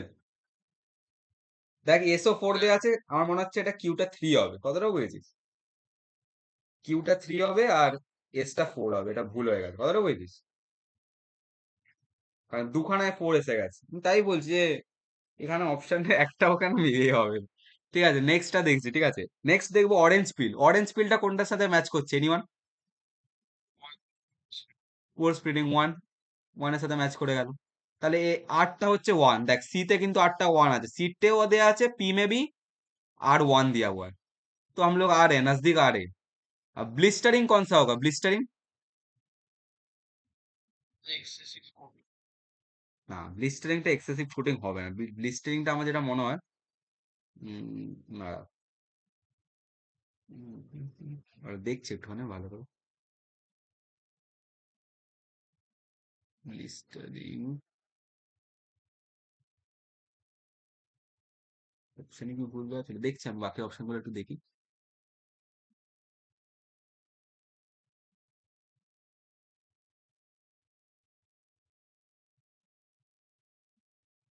দেখ ব্লিস্টারিংটা না অ্যাকচুয়ালি আমি যেটা বলছি, ঠিক আছে, আমাদের তাহলে এখানে অপশনের হয়তো কিছু মিস্টেক্স আছে বা কিছু হবে, ঠিক আছে। বা হয়তো এখানে এইখানে এটা Q3ও হতে পারে, কারণ আমি বলছিলাম বিটা বা সি এর মধ্যে কোনো একটা অ্যান্সার হবে। ব্লিস্টারিংটা হবে যেটা, ব্লিস্টারিংটা হবে ওভারহিটিং হবে। কারণটা হচ্ছে লোকাল ডিটাচমেন্ট হয় ফিল্মের, আর ব্লিস্টারিংটা তখনই হয় তখন হচ্ছে মানে ওভার হিটিং হয় স্প্রেইং করার সময়। তো এখানে ব্লিস্টারিংটা কিন্তু 2 নম্বরটা হবে। তাহলে এখানে আমরা একটু কনক্লুশনে আসি, দাঁড়া। কিউ হচ্ছে 3, আর হচ্ছে 1, এস হচ্ছে 2, আর এক্সেস কোটিংটা না, এটা ইন কেস অফ চিপিং বলতে পারিস, ঠিক আছে। এক্সেস কোটিং, আর এক্সেস কোটিংটা যদি এ হয়, চিপিং হয়, চিপিংটা কত হচ্ছে E4। আরে ম্যাচ খাচ্ছে না কেন রে এগুলো? অপশন কি ভুল দেয়া আছে?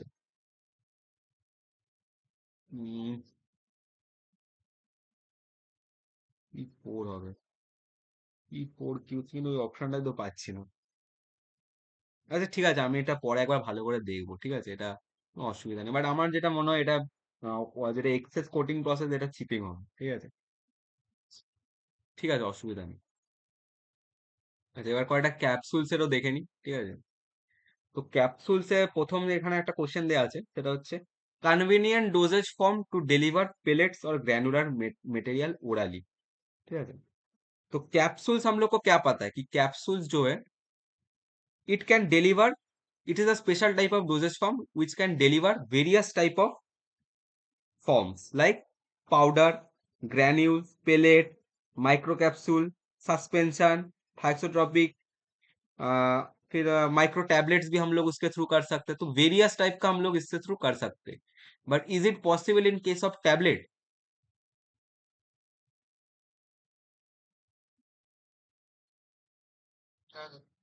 বাট ক্যাপসুলে কিন্তু আমরা অনেক রকম ডোজেজ ফর্ম মানে ট্রান্সফার করতে পারি, ঠিক আছে।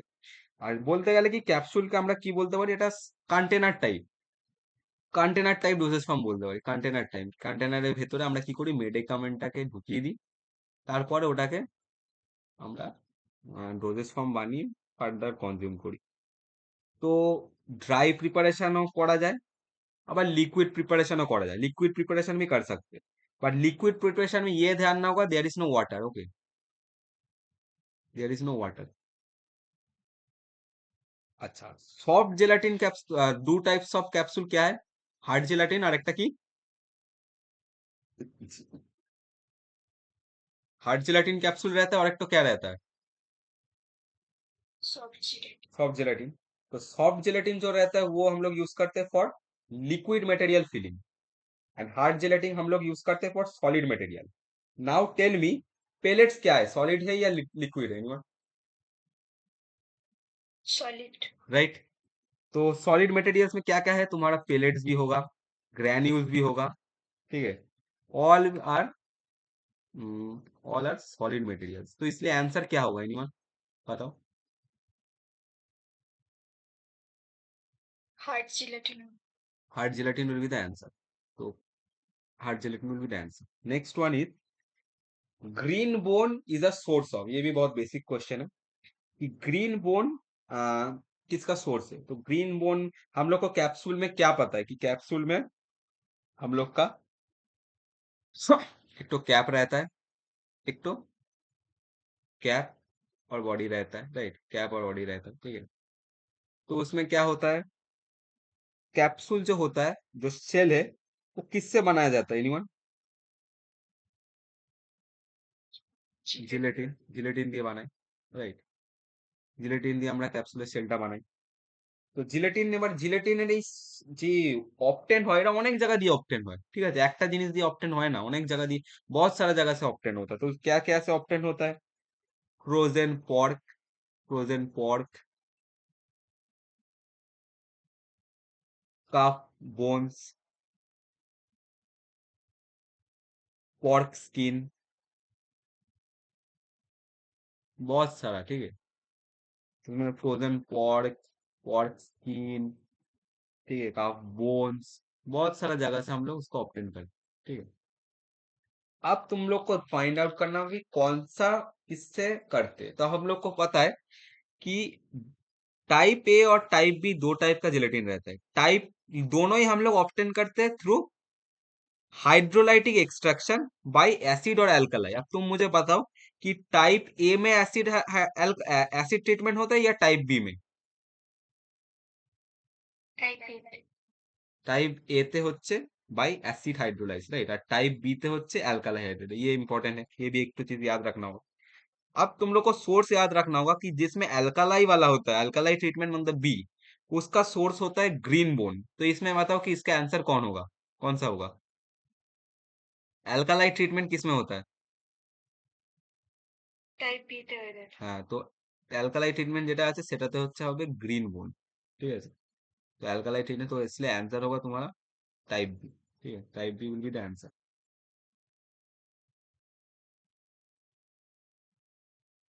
Type B will be the answer, okay. अच्छा, next is isoelectric point of type A. अब आइसोइलेक्ट्रिक पॉइंट का टाइम तुम लोग को कुछ चीज याद रखना होगा, ठीक है। आइसोइलेक्ट्रिक पॉइंट ऑफ टाइप ए, क्या क्या याद रखना होगा कि आइसोइलेक्ट्रिक पॉइंट के बारे में तुम लोग को याद रखना कि जेलाटिन जो है वो एक प्रोटीन मॉलिक्यूल है, ठीक है। अब उसमें तुमको टाइप ए जो होता है वो हम लोग का ऑप्टेन होता है पॉर्क स्किन से। किससे ऑप्टेन होता है?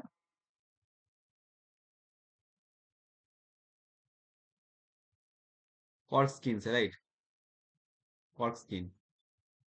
अब उसका एसिड ट्रीटमेंट होता है, उसका भी एक पर्टिकुलर आइसोइलेक्ट्रिक पॉइंट है। तो इसका एसिड ट्रीटमेंट जब होता है तब उसका आइसोइलेक्ट्रिक पॉइंट होना चाहिए एसिड में या बेसिक में, ऑब्वियसली बेसिक में।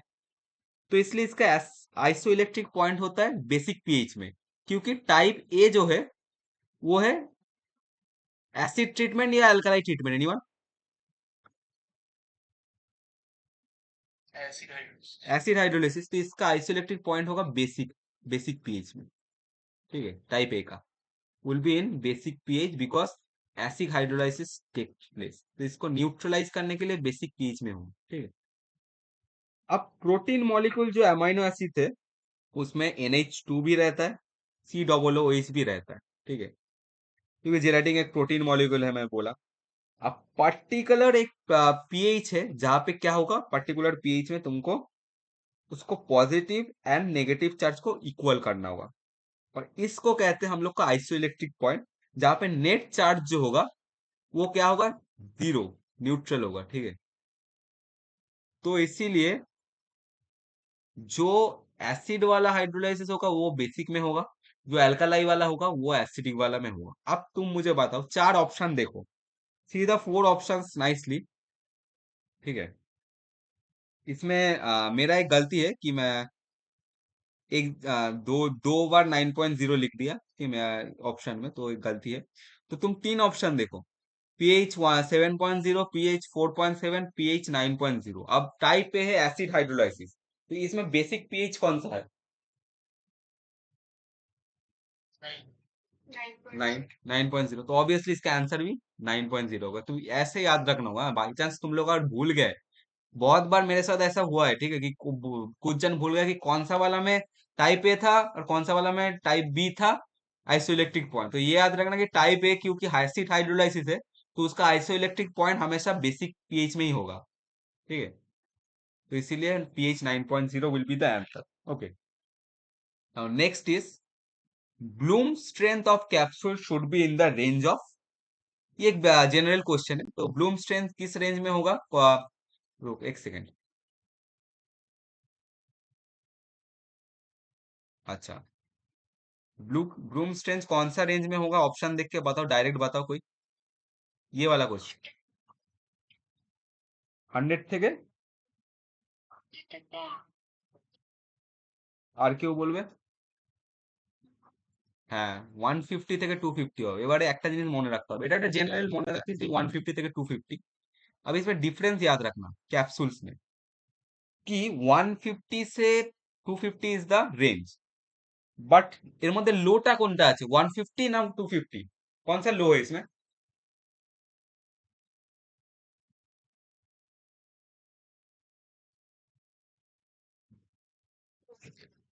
150 is the lower one, right? तो 150 लो जितना होगा ना, low is for soft gelatin capsule and high is for hard gelatin capsule. अगर যদি অপশনটা এরকম আসতো যে range is 150, which one will be suitable, hard gelatin capsule, soft gelatin capsule, none of the above, both, तो इसका answer क्या होगा एनीवन? सॉफ्ट सॉफ्ट जेलेटिन, क्योंकि मैं बोला कि low bloom strength is favourable for the soft gelatin capsule, ठीक है। अच्छा, इसके बाद ना और एक क्वेश्चन था, इसके बाद देखो approximate capacity of one number hard gelatin capsule. Wait, हाँ, एक नंबर जो हार्ड जेलेटिन कैप्सूल है उसके लिए कौन सा इफेक्टिव रहेगा?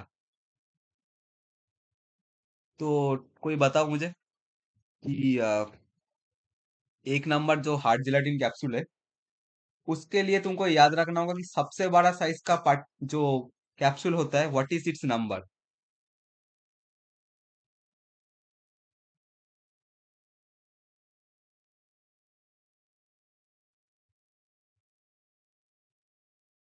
एक सेकेंड है,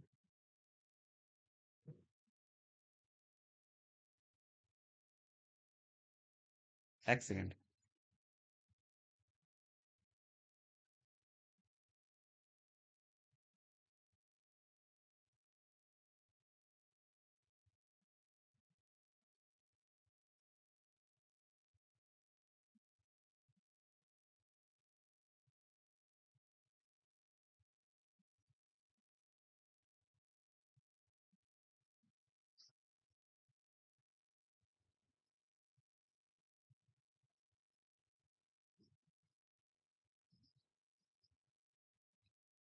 আচ্ছা ঠিক আছে স্যার, যেটা বলছিলাম যে सबसे बड़ा साइज का कैप्सूल कौन सा होता है? 000 तो,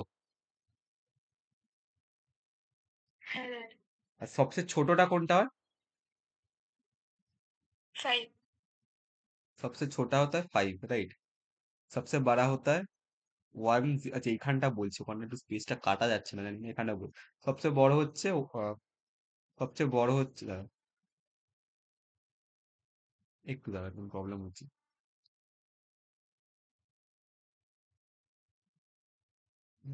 একটু দাঁড়াও।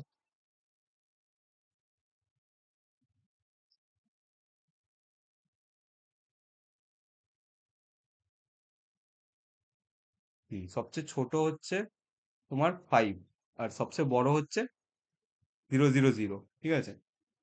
এবার হচ্ছে মনে রাখতে হবে ফার্স্টেরটা আর লাস্টেরটা, বাকিগুলো অটোমেটিক সলভ হয়ে যাবে। 000 যেটা আছে ওটার ক্যাপাসিটি হচ্ছে 950 mg, 950 mg। 0 ক্যাপাসিটি হচ্ছে 950। আচ্ছা, 0 পরে কোনটা আর 0 আর 5 এর হচ্ছে 100, এই দুটো মনে রাখবে। তাহলে বাকিগুলো অ্যাটলিস্ট গেস করে করতে পারবে। 5 এরটা কত বললাম?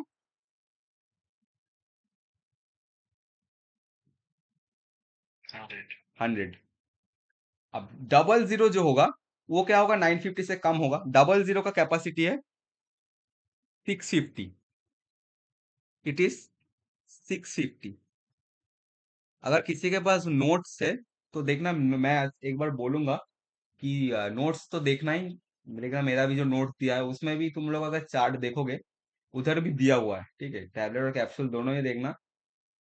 तो उधर भी चार्ट करके ही मेरा दिया हुआ है, तो उसमें भी तुम लोग देखोगे तो मिलेगा। तो 00 जो है उसका कैपेसिटी है 650। अब सिंगल के जीरो का कैपेसिटी है 450। सिंगल सिटी का कैपेसिटी है 450, धीरे धीरे कम होगा। 450। अब वन वन का कैपेसिटी है 300। वन का कैपेसिटी कितना है? 300। फिर है तुम्हारा टू। टू का कैपेसिटी कितना है?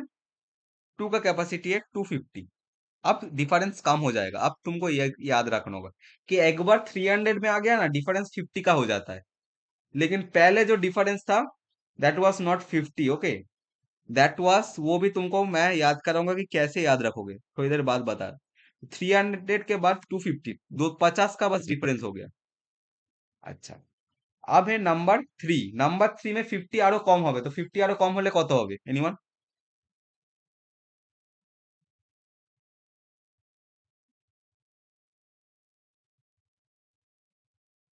तो 200 फॉर थ्री। फोर है आरो 50 कम होगे। फोर में और भी 50 कम होगा, तो फोर में कितना होगा कैपेसिटी?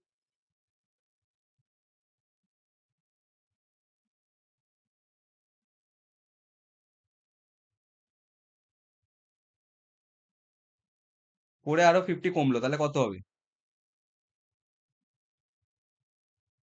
150। আর ওয়ান আর ফাইভে তো আগেই বলেছি 100। 100 তো 100, 150 মাইনাস 50 করলে কত? 100। তো 100। এবারে ওপরের গুলো কিভাবে বাড়ছে সেটাও মনে রাখতে হবে। তুমি যদি দেখো টিল 300, এই সরি, টিল হচ্ছে নাম্বার ওয়ান হচ্ছে 300। 300 অব্দি, টিল ফ্রম 5 to 1 50 50 করে বাড়ছে উপর দিকে। 5 হচ্ছে 100, 4 হচ্ছে 150, 3 হচ্ছে 200, 4 হচ্ছে 2 হচ্ছে 250, ঠিক আছে? তার 1 হচ্ছে 300। আর 1 এর পর থেকে 150 করে প্রথমে বাড়বে। তো 300, 1 এর ওপরে কোনটা আছে? Anyone? Which capsule number is above 1?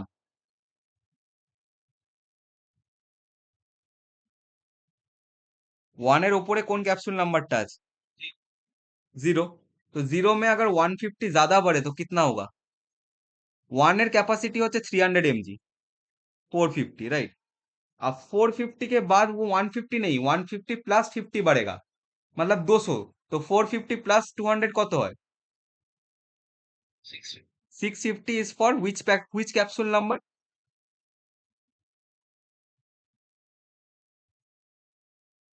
00। 00, right, good. अब फिर से 250 কত বেড়েছে আমাদের?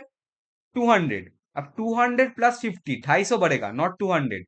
तो 250, 650 प्लस 250 कितना होता है एनीवन? 250। 650 প্লাস 250 রে, 150 না। 9, 9, সরি, 900 হয়, কিন্তু এখানে লাস্টেরটায় হয়, সরি লাস্টেরটা, আগেরটা হচ্ছে শুধু 50 বেড়েছে, এটা হচ্ছে 50 প্লাস 50 বাড়বে। তো আমাদের আগে ইনক্রিজ কত হয়েছিল? 200। 200 প্লাস 50 প্লাস 50 কত হয়? 300, তাই তো? তো 300, তো 950টা হচ্ছে সবচেয়ে হাইয়েস্ট ক্যাপসুলের জন্য, দ্যাট ইজ ক্যাপসুল নাম্বার 3। তো এইভাবে আমাদেরকে মনে রাখতে হবে। তো এখানে বেসিক্যালি আমাদের কোশ্চেনটা ছিল absolute capacity number of one. তো ওয়ান এর কত হবে? ওয়ানটা তো আমরা বার করেছি, 300। তো অ্যান্সার উইল বি 300। ওকে, এটা দিয়ে আমরা বাকিগুলো মনে রাখলাম, কিছুই না। প্রথমে নিচের দিকের গুলো সব 50 50 করে বাড়ছে, আর তারপরেরটা হচ্ছে প্লাস যত বাড়ছে মানে 150 বাড়ছে প্লাস অ্যাডিশনাল 50 অ্যাড হচ্ছে, যতগুলো এক্সট্রা বাড়ছে লাস্টেরটাতে যেহেতু দুবার 50 হয়েছে, দুটো প্লাস 50 হয়েছে, অ্যাডিশনাল 200। তো ডিফারেন্স প্লাস অ্যাডিশনাল একটা করে 50 বাড়ছে। আর নিচে টিল 1 থেকে 5 50 50 করে ইনক্রিজ হচ্ছে। এইভাবে মনে রাখতে হবে। আচ্ছা, এবার হচ্ছে একটা দেয়া আছে তোমার, ম্যাচ দ্য ফলোইং দেয়া আছে। প্রিজারভেটিভস, অ্যাসিড সলিবিলিটি, আচ্ছা অর্গানোলেপটিক অ্যাডিটিভস, ওপাসিফায়ার, আর এদিকে আছে ইনগ্রেডিয়েন্ট গুলো, ঠিক আছে? তো এখানে বেসিক্যালি তোমাদের যেটা মনে রাখতে হবে সেটা হলো একটা জিনিস মনে রাখবে, যে যেই অপশনেই প্যারাবেন থাকবে দ্যাট ইজ আ প্রিজারভেটিভ। তো এখান থেকে আমরা বুঝতে পারছি পিটা তাহলে কোনটা হবে, কোন অপশনটা হবে? প্যারাবিন আছে মানে 5 হবে, তো এখানে P5 কোনগুলোতে আছে?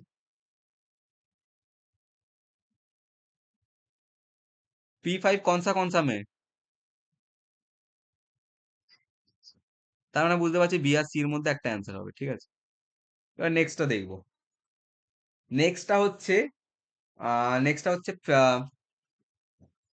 দেখছি, হ্যাঁ, ফ্লেভারিং এজেন্ট।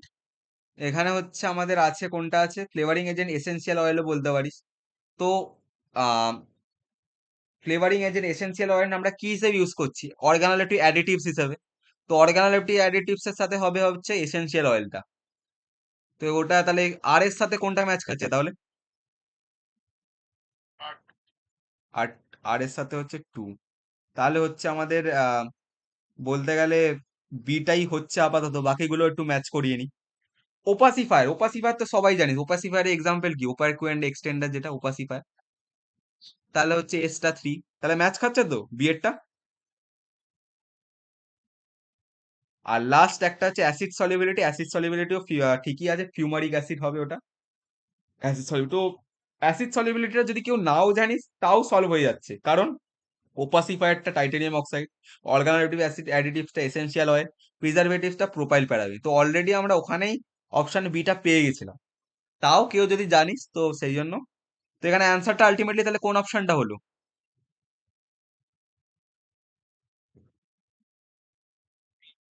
B, right. আচ্ছা, এরপরে হচ্ছে ক্যাপসুলের ইনস্ট্রুমেন্ট থেকে একটা কোশ্চেন আছে, সেটা হচ্ছে Rotosort. Rotosort is an equipment use to, option দেয়া আছে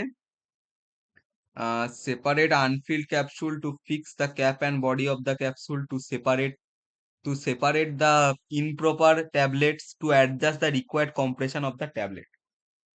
তো সে রোটোসট হচ্ছে বেসিক্যালি আমাদের একটা separating machine.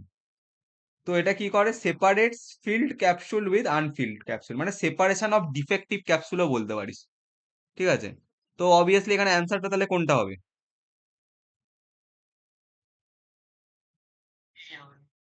A will be the answer, বাকিগুলো হবে না।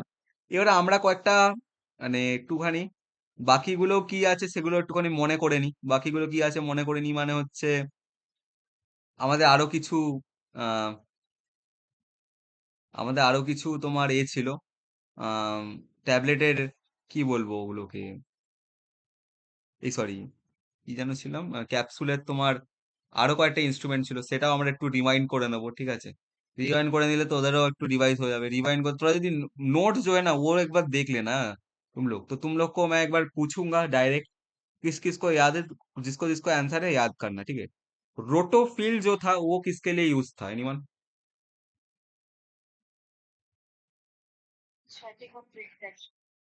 এক্স্যাক্টলি, ওকে, ভেরি গুড। তো রোটোসট হচ্ছে আমাদের sorting of field capsule, right? এই সেই সরি, রোটোসিট কি বললি না, ফিলিং, তাই তো? এই রোটোফিল, রোটোফিল বলছি, রোটোসট না। রোটোফিলটা কিছু বললি?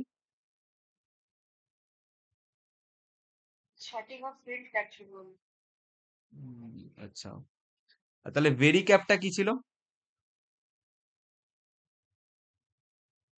তো ভেরিকেপটা ছিল যে sorting of capsules according to weight. হ্যাঁ, অ্যাকর্ডিং টু ওয়েট যেটা করি সেটা হচ্ছে আমাদের ভেরি ক্যাপ, ভেরি গুড। আর ছিল হচ্ছে অ্যাকোফিল, কি ছিল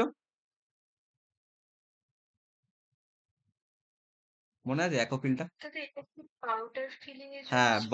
for bulk powder filling, filling of bulk powder, right, very good. আচ্ছা, আর ছিল হচ্ছে উম, আরো কিছু নাম ছিল। ইউরেকা মনে আছে? ইউরেকা, এরবিকা, এরবিকা। হ্যাঁ। তারপরে হচ্ছে ছিল হচ্ছে রোটো শট ছিল। রোটো শট তো বললাম নাকি? না না, রোটো শট বললাম না? না, রোটো শট তো একটু আগে ডিসকাস করলাম, এখানেই question. Roto weight, roto wait.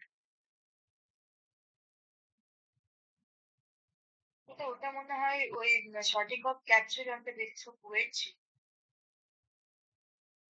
হ্যাঁ, ঠিক। হাই স্পিড একটা ক্যাপসুল ওয়েইং মেশিনই ওটা একটা বলতে গেলে। আর হচ্ছে উম কোয়ালিসিল মনে আছে? কোয়ালিসিল। Filling of liquids. হ্যাঁ, একটা ছিল লিকুইড ফিলিং ছিল, আর একটা ছিল হচ্ছে পাউডার ফিলিং। পাউডার ফিলিং এর নামটা মনে আছে কারোর? এটা আসেনি কোনোদিন তাও।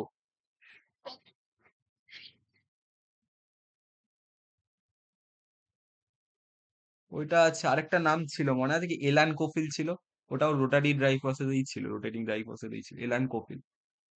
উম আরেকটা ছিল সেই PM60, মনে আছে কারোর?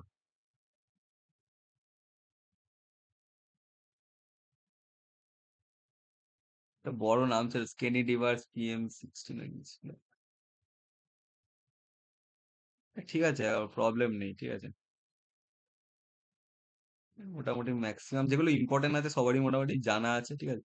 এগুলো মানে খুব ইম্পর্টেন্ট। তুই যদি নোটসটাও দেখে না একটুখানি, ওয়েট গুলো বা সেগুলোও যদি মানে মানে অনেক জায়গায় না, কয়েকটা জায়গায় এক কাছা অন্যরকম ওয়েট, কিন্তু কাছাকাছি ওয়েট লেখা আছে, ঠিক আছে। যে ট্যাবলেট ফিলিং যে ওয়েটটা থাকে না, ওটাও কিন্তু কয়েকটা যা মডিউলে একরকম, কয়েকটা বইতে একরকম, বাট ওয়েট গুলো কাছাকাছি। অ্যাটলিস্ট অপশনেও যদি আসে তোমরা প্রেডিক্ট করে নেবে যে কোথাও যদি 900-র জায়গায় 870-ও লেখা থাকে, তাও বুঝে যাবে এইটাই অপশনটা হবে, ঠিক আছে। মানে 900টাকে তারা 300 করে দেবে না, ঠিক আছে। তো এটা ওগুলো কিন্তু খুবই মানে স্কোরিং, ঠিক আছে। ফার্স্টলি স্কোরিং, আর হচ্ছে সিলিং মিস্টেক খুব হয়ে যায়, কারণ ওগুলো কিন্তু এমন, ওগুলো কিন্তু স্কোরিং, কারণ ওগুলোতে বোঝার কিছু নেই, জাস্ট একটু মনে রাখতে হবে, ঠিক আছে। আচ্ছা, নেক্সট কোয়েশ্চেনটা আমরা দেখবো এবার, ঠিক আছে। মোটামুটি মেন জিনিসগুলো মনে আছে, ঠিক আছে, অসুবিধা নেই। আচ্ছা, এক সেকেন্ড। আচ্ছা, next is select the correct use of fumaric acid in capsule formulation, তাই তো? তো এক সেকেন্ড দাঁড়াও, 1 minute.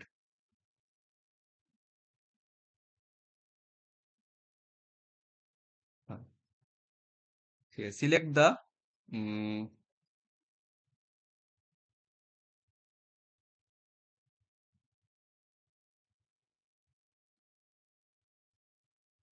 Select the correct use of fumaric acid in capsule formulation, ঠিক আছে। তো ফিউমারিক অ্যাসিডটাকে কিভাবে আমরা ক্যাপসুল ফর্মুলেশনে ইউজ করছি, ঠিক আছে। তো এখানে যদি বাকি অপশন গুলো দেখো, অ্যাজ আ প্রিজারভেটিভস দেওয়া আছে। অ্যাজ আ প্রিজারভেটিভস এর অপশন আমাদের কি হয়? সব প্যারাবেন তো হবেই, যেমন আগে একটা ছিল, আর সালফার ডাই অক্সাইড হতে পারে, ঠিক আছে। তো এখানে ফিউমারিক অ্যাসিড তাহলে এটা হচ্ছে না, বুঝে গেল। তারপরে অপশন হচ্ছে আমাদের হিউমেকটেন্ট। হিউমেকটেন্ট আমরা ইউজ করছি। হিউমেকটেন্ট কি গুলো পড়ে? পলিঅলস গুলো পড়ে, পলিঅলস, পলিঅলস। পলিঅলস আর ইন দা হিউমেকটেন রেঞ্জ। হিউমেকটেন রেঞ্জ হচ্ছে পলিঅলস। পলিঅলস প্রথম হচ্ছে প্যারাবিনস, সালফার ডাইঅক্সাইড, আর এটা সব পলিঅলস গুলো। তো এইখানে হিউমেকটেনও হচ্ছে না। তারপরে আছে হচ্ছে ওপাসিফায়ার। ওপাসিফায়ার হিসেবে তো আমরা কি ইউজ করছি একটু আগেই বললাম, টাইটানিয়াম ডাইঅক্সাইড, তাই তো? ওটাও হচ্ছে না। অপশনটা হবে লাস্টেরটা, ঠিক আছে, যেটা হচ্ছে রিডিউসেস অ্যালডিহাইড ট্যানিং, ঠিক আছে। তো it reduces aldehyde tanning of gelatin, this will be the answer. Aldehyde tanning of gelatin. Aldehyde ট্যানিংটা কি করে? রিডিউস করে ফিউমারিক অ্যাসিড। আরেকটা জিনিসও করে, ওরা কি করে? Increase the solubility of the shell. Capsule সেলের যে সলিউবিলিটি আছে সেটাও ইনক্রিজ করে দেয়, সলিউবিলিটি ইনক্রিজ করে অফ ক্যাপসুল সেল। ওকে, এটাও মনে রাখতে হবে। That is also function of fumaric acid. আচ্ছা, next is ratio of dry gelatin by dry. এইটা কিন্তু একটুখানি কনফিউজিং কোশ্চেন আছে, ঠিক আছে, কারণটা আমি তোমাকে বলছি। Ratio of dry gelatin by dry glycerin in soft gelatin capsules. এবারে সফট জেলাটিন, জেলাটিন আমরা কি জানি? Gelatin works as a film former. Gelatin works as a film former, right? Gelatin works as a film former. So gelatin works as a film former and glycerin works as a plasticizer, right? তো আমাদের যখন বইতে পড়েছি বা আমাদের মডিউলে পড়েছি, আমাদের রেশিওটা আমাদের কেমন ভাবে রেশিওটা দেয়া ছিল? In case of soft gelatin capsule, it is dry plasticizer by dry gelatin, dry plasticizer by dry gelatin, dry plasticizer by dry gelatin, ঠিক আছে, বাই ড্রাই জেলাটিন। তো এখানে প্লাস্টিসাইজার বাই জেলাটিন, তো এখানে প্লাস্টিসাইজারটা কোনটা আছে কোশ্চেনে?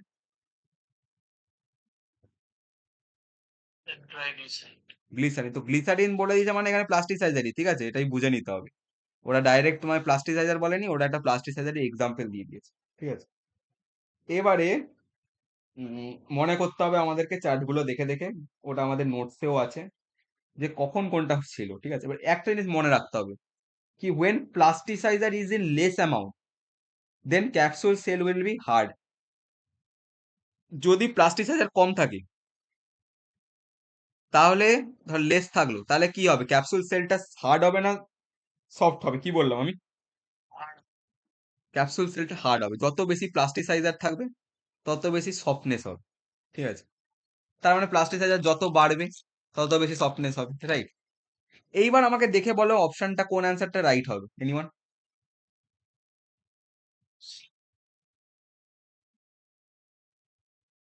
বাকিরা?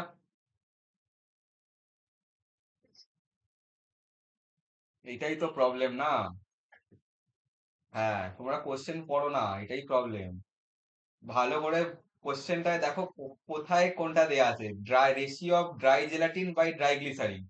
তো যদি ড্রাই গ্লিসারিনটা, তাহলে এখানে আমাদের কোনটা কোনটা কোনটা ওয়ান হবে এখানে?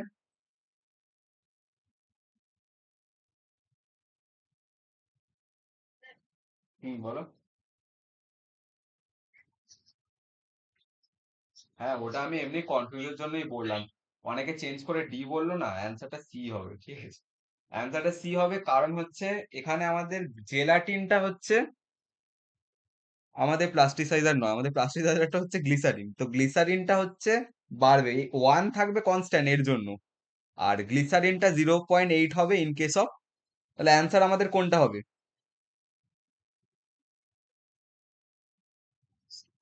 সি হবে, ঠিক আছে। তো এইটাই হচ্ছে ব্যাপার যে ওইটা দেখে কেউ কনফিউজ না খেয়ে যেতে, কারণ অনেক সময় কি হয় কোশ্চেনে আমরা যখন পড়ি, আমরা কি করি, 0.4 চলছে, 0.6 চলছে, 0.8 চলছে, এবার একটা 1/, দিয়ে দিলে না আমরা কত খেয়াল করি না, আমরা ভাবি ওই 0.468 এর মধ্যে 0.8টাই বেশি আছে, ওইটাই অ্যান্সার হবে, বাট ওইটাই হচ্ছে মিস্টেক হয়ে যায়, ঠিক আছে। তো এখানে তাহলে অ্যান্সারটা কোনটা হবে? সি, ঠিক আছে।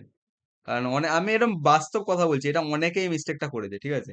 মানে দেখছে যে কন্টিনিউয়াস 0.4/1 চলছে, 0.6, তখনই ভেবে নেয় এইটা তো বেশি আছে, বাকিগুলো এইটা হবে, কিন্তু এইটা দেখছে না কোনটার সাথে কোনটার রেশিও করেছে। রেশিওটা করেছে হচ্ছে যেটা পড়তে হবে, আগে গ্লিসারিন থাকলে আলাদা হতো, আর পরে জেলাটিন থাকলে আলাদা, আগে জেলাটিন থাকলে আলাদা হতো, তো দেখতে হবে কোনটা আছে। অপশন পর পর একটা সিঙ্ক্রোনাইজ চলছে, তার মানে ওইটা নয় যে ওই প্যাটার্নেরটাই অ্যান্সার হবে, ঠিক আছে। এবার হচ্ছে আহ আচ্ছা, আরেক এবার আমাকে মনে করে কেউ বলো, এটা থেকে আমি বলছি, আর যদি মনে থেকে থাকে যে উম, এক সেকেন্ড, আমাকেও মনে করতে হচ্ছে।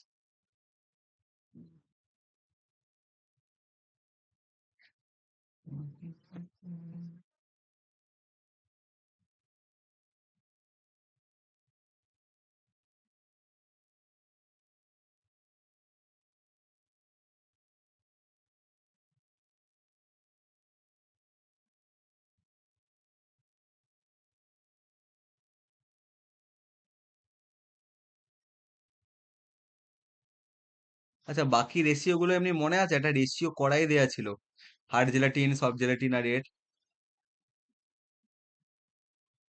যদি না মনে থাকে একটু দেখে নিও, ঠিক আছে, কারণ ওটাও মানে দেখে না ভালো, ঠিক আছে। নালে মানে এক্সাম হলে কনফিউজ হয়ে যাচ্ছে। নেক্সট হচ্ছে, নেক্সটটা কিছুই না, একদম বেসিক। কারেক্ট স্টেপ, এখানে কোনো অপশনও দেওয়া রাখা হয়নি। সেটা হচ্ছে correct steps for empty gelatin capsule, ঠিক আছে, কিছুই না। যেই প্রসেস গুলো ছিল হার্ড জেলাটিন ক্যাপসুলের, সেইগুলোর কারেক্ট অর্ডারটা চেয়েছে। তো কারোর যদি মনে থাকে স্টেপস গুলো, একটু রিওয়াইন্ড হয়ে যাক, বলো। আরে ডিপিং ওইগুলো। হ্যাঁ, তো এবার মনে করে বলো যে কোনটার পর পর বলো।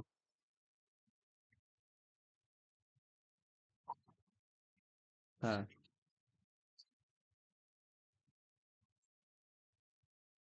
আচ্ছা, হ্যাঁ।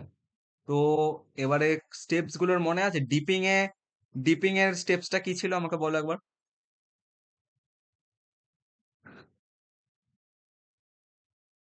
আর টাইমটা মনে আছে? এটা ডিপিং টাইম ছিল। কারোর কি মনে আছে ডিপিং টাইমটা কত? দাদা 12 সেকেন্ড ছিল। 12 সেকেন্ডস ছিল। হ্যাঁ, আর স্পিনিং এ আমরা কি করছিলাম? পিনস গুলোকে রোটেট করছিলাম। ওই জেলাটিনের যে সলিউশনটা আছে ওটাতে তো পোর করেছিলাম, ওখানে ইউনিফর্মলি রোটেট করছিলাম। আর স্ট্রিপিং আমরা কিসের থ্রু করছিলাম? Bronze jaws, right. আর স্ট্রিপিং এর আগে হচ্ছে ড্রাইং, ঠিক আছে। আর তারপরে হচ্ছে স্ট্রিপিং এর পরে ট্রিমিং। ট্রিমিং আমরা কি দিয়ে করছিলাম? Through knives. Then is joining, cap and বডিকেও জয়েন করছিলাম, রাইট। আর আলটিমেটলি লাস্ট স্টেপ কি ছিল?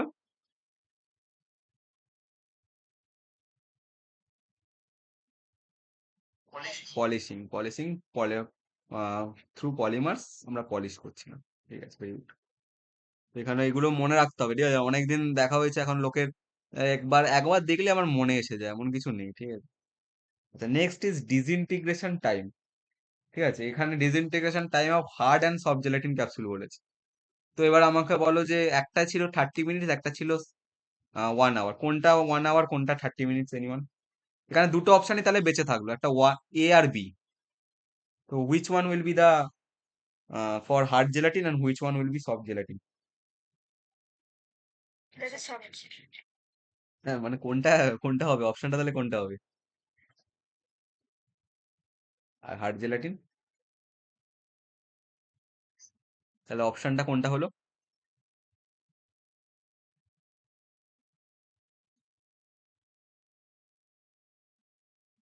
কিন্তু অপশন এটায় তো সফট জেলাটিন 1 আওয়ার দেয়া নেই। ওটাই তাড়াহুড়ো, খুব গড়বড় না করে দাও। এবার এইটাও লোকের মনে থাকতে চায় না, এটাও একটা টেকনিকে মনে করাতে হবে। সেটা হলো, আচ্ছা, একটা জিনিস মনে পড়লো। আহ डिसइंटीग्रेशन टाइम থেকে মনে পড়লো, কয়েকটা डिसइंटीग्रेशन टाइम कारो যদি মনে থাকে বলো। एवर्बेसेंस टैबलेट का कितना था और डिस्पर्सिबल टैबलेट का कितना था?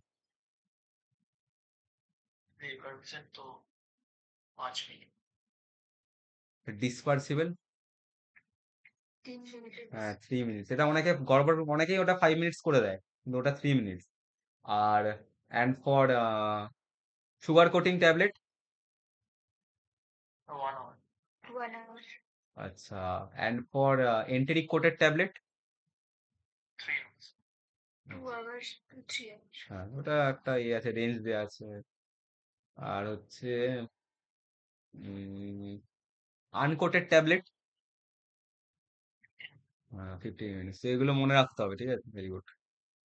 আচ্ছা, এখানে হচ্ছে ক্যাপসুল নাম্বার দেওয়া আছে। এটা যে ক্যাপাসিটি এমএলএ, ঠিক আছে, ওটা ছিল আমাদের কতটা মাস পোর করা যাচ্ছে। এটা হচ্ছে কতটা ভলিউমের ব্যাপার চলে এসেছে। তো এখানেও আমাদেরকে বেসিক্যালি, যখন ম্যাচ দা ফলোইং এ আসবে না, তখন চেষ্টা করবে, যদি মনেও না থাকে তাও সলভ করা যায়। কিভাবে সলভ করা যায়? সবচেয়ে বড় হচ্ছে, এখানে যতগুলো আছে তার মধ্যে সবচেয়ে বড়টা কোনটা আছে? যতগুলো कैप्सूल नंबर, जितना भी कैप्सूल नंबर दिया हुआ है 0135, सबसे बड़ा है 0, राइट। तो इसमें सबसे बड़ा वाला ऑप्शन कौन सा है इसमें से, देखो। সবচেয়ে বড় ভলিউম কোনটা আছে এখানে ক্যাপাসিটিতে? 0.75, এইটাই হবে, ঠিক আছে, 0.75। और उसके बाद है तुम्हारा 1। 1 में कौन सा है? अब लास्ट में एक चीज याद रखना होगा, वो मैं बता दे रहा। 1 তাহলে কোনটা হবে? 0.75 এর পরেরটা হবে, 0.75 এর পরে কোনটা আছে? 0.55। তো 0.55টাও এটা আমাদের 1 করে নিলাম। 3 হবে তারপরেরটা, 3 পরেরটা হচ্ছে 0 পয়েন্ট কত?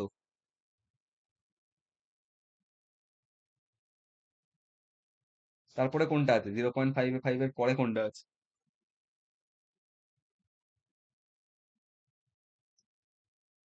0.30। 0.30, 0.30। আর তারপরে 5টা হচ্ছে তারপরেরটা যদি করি, 0.15 পড়ে আছে, 10 পড়ে আছে, ধরো 15ই করলাম। আচ্ছা, 15 করার আগে একটা জিনিস দেখে নেবো। এক সেকেন্ড, আবার এক সেকেন্ড। 15 করার আগে একটা জিনিস দেখে নেবো, সেটা হচ্ছে কি, 15 করার আগে একটা জিনিস দেখে নেবো, 15 করার আগে দেখে নেবো যে বাকিগুলো কি আমাদের ম্যাচ খাচ্ছে। আমাদের প্রথমে ছিল হচ্ছে পি, পিটা এসেছিল 5, P5 কোন অপশনটায় আছে? বি। আর কিউ এসছিল কত নম্বরটা? 4, তাই তো? 0.55। তো এটা Q4ই হচ্ছে। আর থ্রিটা আমরা করেছিলাম 0.30, তাহলে R3 আসছে। তো ঠিকঠাকই হচ্ছে। তাহলে আমরা বুঝে যাবো 15 আর 10 মধ্যে 15টাই হবে, কারণ রিমেনিং পড়ে আছে S2, राइट। रिमेनिंग पड़े আছে S2, राइट। इसलिए हम लोग प्रेडिक्ट कर सकते कि हो सकता है। अब तुम लोग को एक चीज याद रखना होगा, बाई चांस थोड़ा अलग रहता तब कैसे तुम लोग करते? দুটো নাম্বার মনে রাখতে হবে, একটা হচ্ছে हाईएस्ट और एक है लोएस्ट। हाईएस्ट है 000, 000 का क्वांटिटी है 1.37 ml। কত আছে 0.000?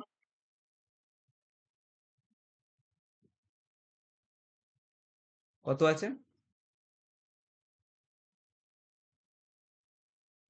কত আছে বললাম? এক্ষুনি বললাম 1737। আর সবচেয়ে ছোটটাও মনে রাখতে হবে, 5। 5 এর হচ্ছে 0.15।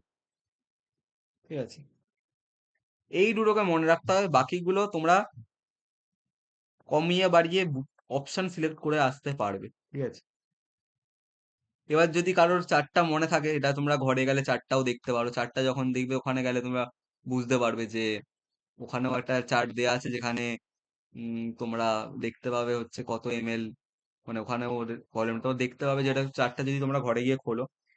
1000 হচ্ছে তোমার 1.37। ঠিক আছে, আর 00 হচ্ছে 0.91, তারপরে 0.75, তারপরে 0.55, এগুলো যেমন ছিল 0.4, তারপরে হচ্ছে 0.30 নাম্বার 3 এর জন্য, নাম্বার 4 এর জন্য হচ্ছে 0.25, দেখবে পুরো চার্ট করে দেওয়া আছে। আর লাস্ট নাম্বার 5 এর জন্য হচ্ছে 0.15। ঠিক আছে, তো হাইয়েস্ট হচ্ছে 1.37, লোয়েস্ট হচ্ছে 0.15। ঠিক আছে, 1.37 এর পরে 0.9 হচ্ছে 00-র জন্য, 0-র জন্য হচ্ছে 0.75, 0.55টা হচ্ছে 1 এর জন্য, 2 এর জন্য 0.4, 3 এর জন্য 0.3, 0.4 এ আরো কম, আর লাস্টে 5 এর জন্য 0.15। ঠিক আছে, একবার দেখলে অ্যাটলিস্ট এক্সামেও হাইয়েস্ট আর লাস্টটা মনে রাখলেও তোমরা এক্সামে আই হোপ অ্যান্সার করে দিতে আসতে পারবে, এমন কিছু প্রবলেমেটিক কিছু নয়। ঠিক আছে।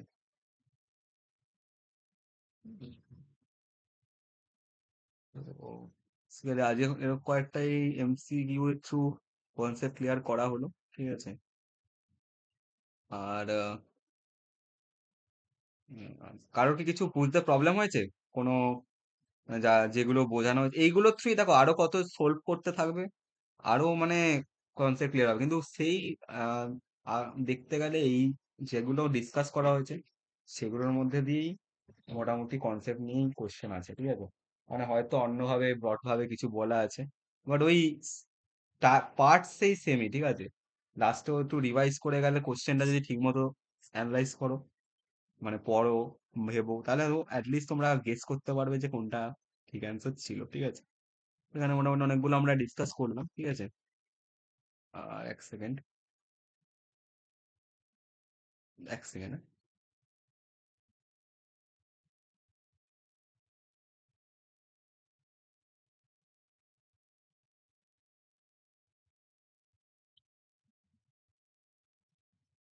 we discussed and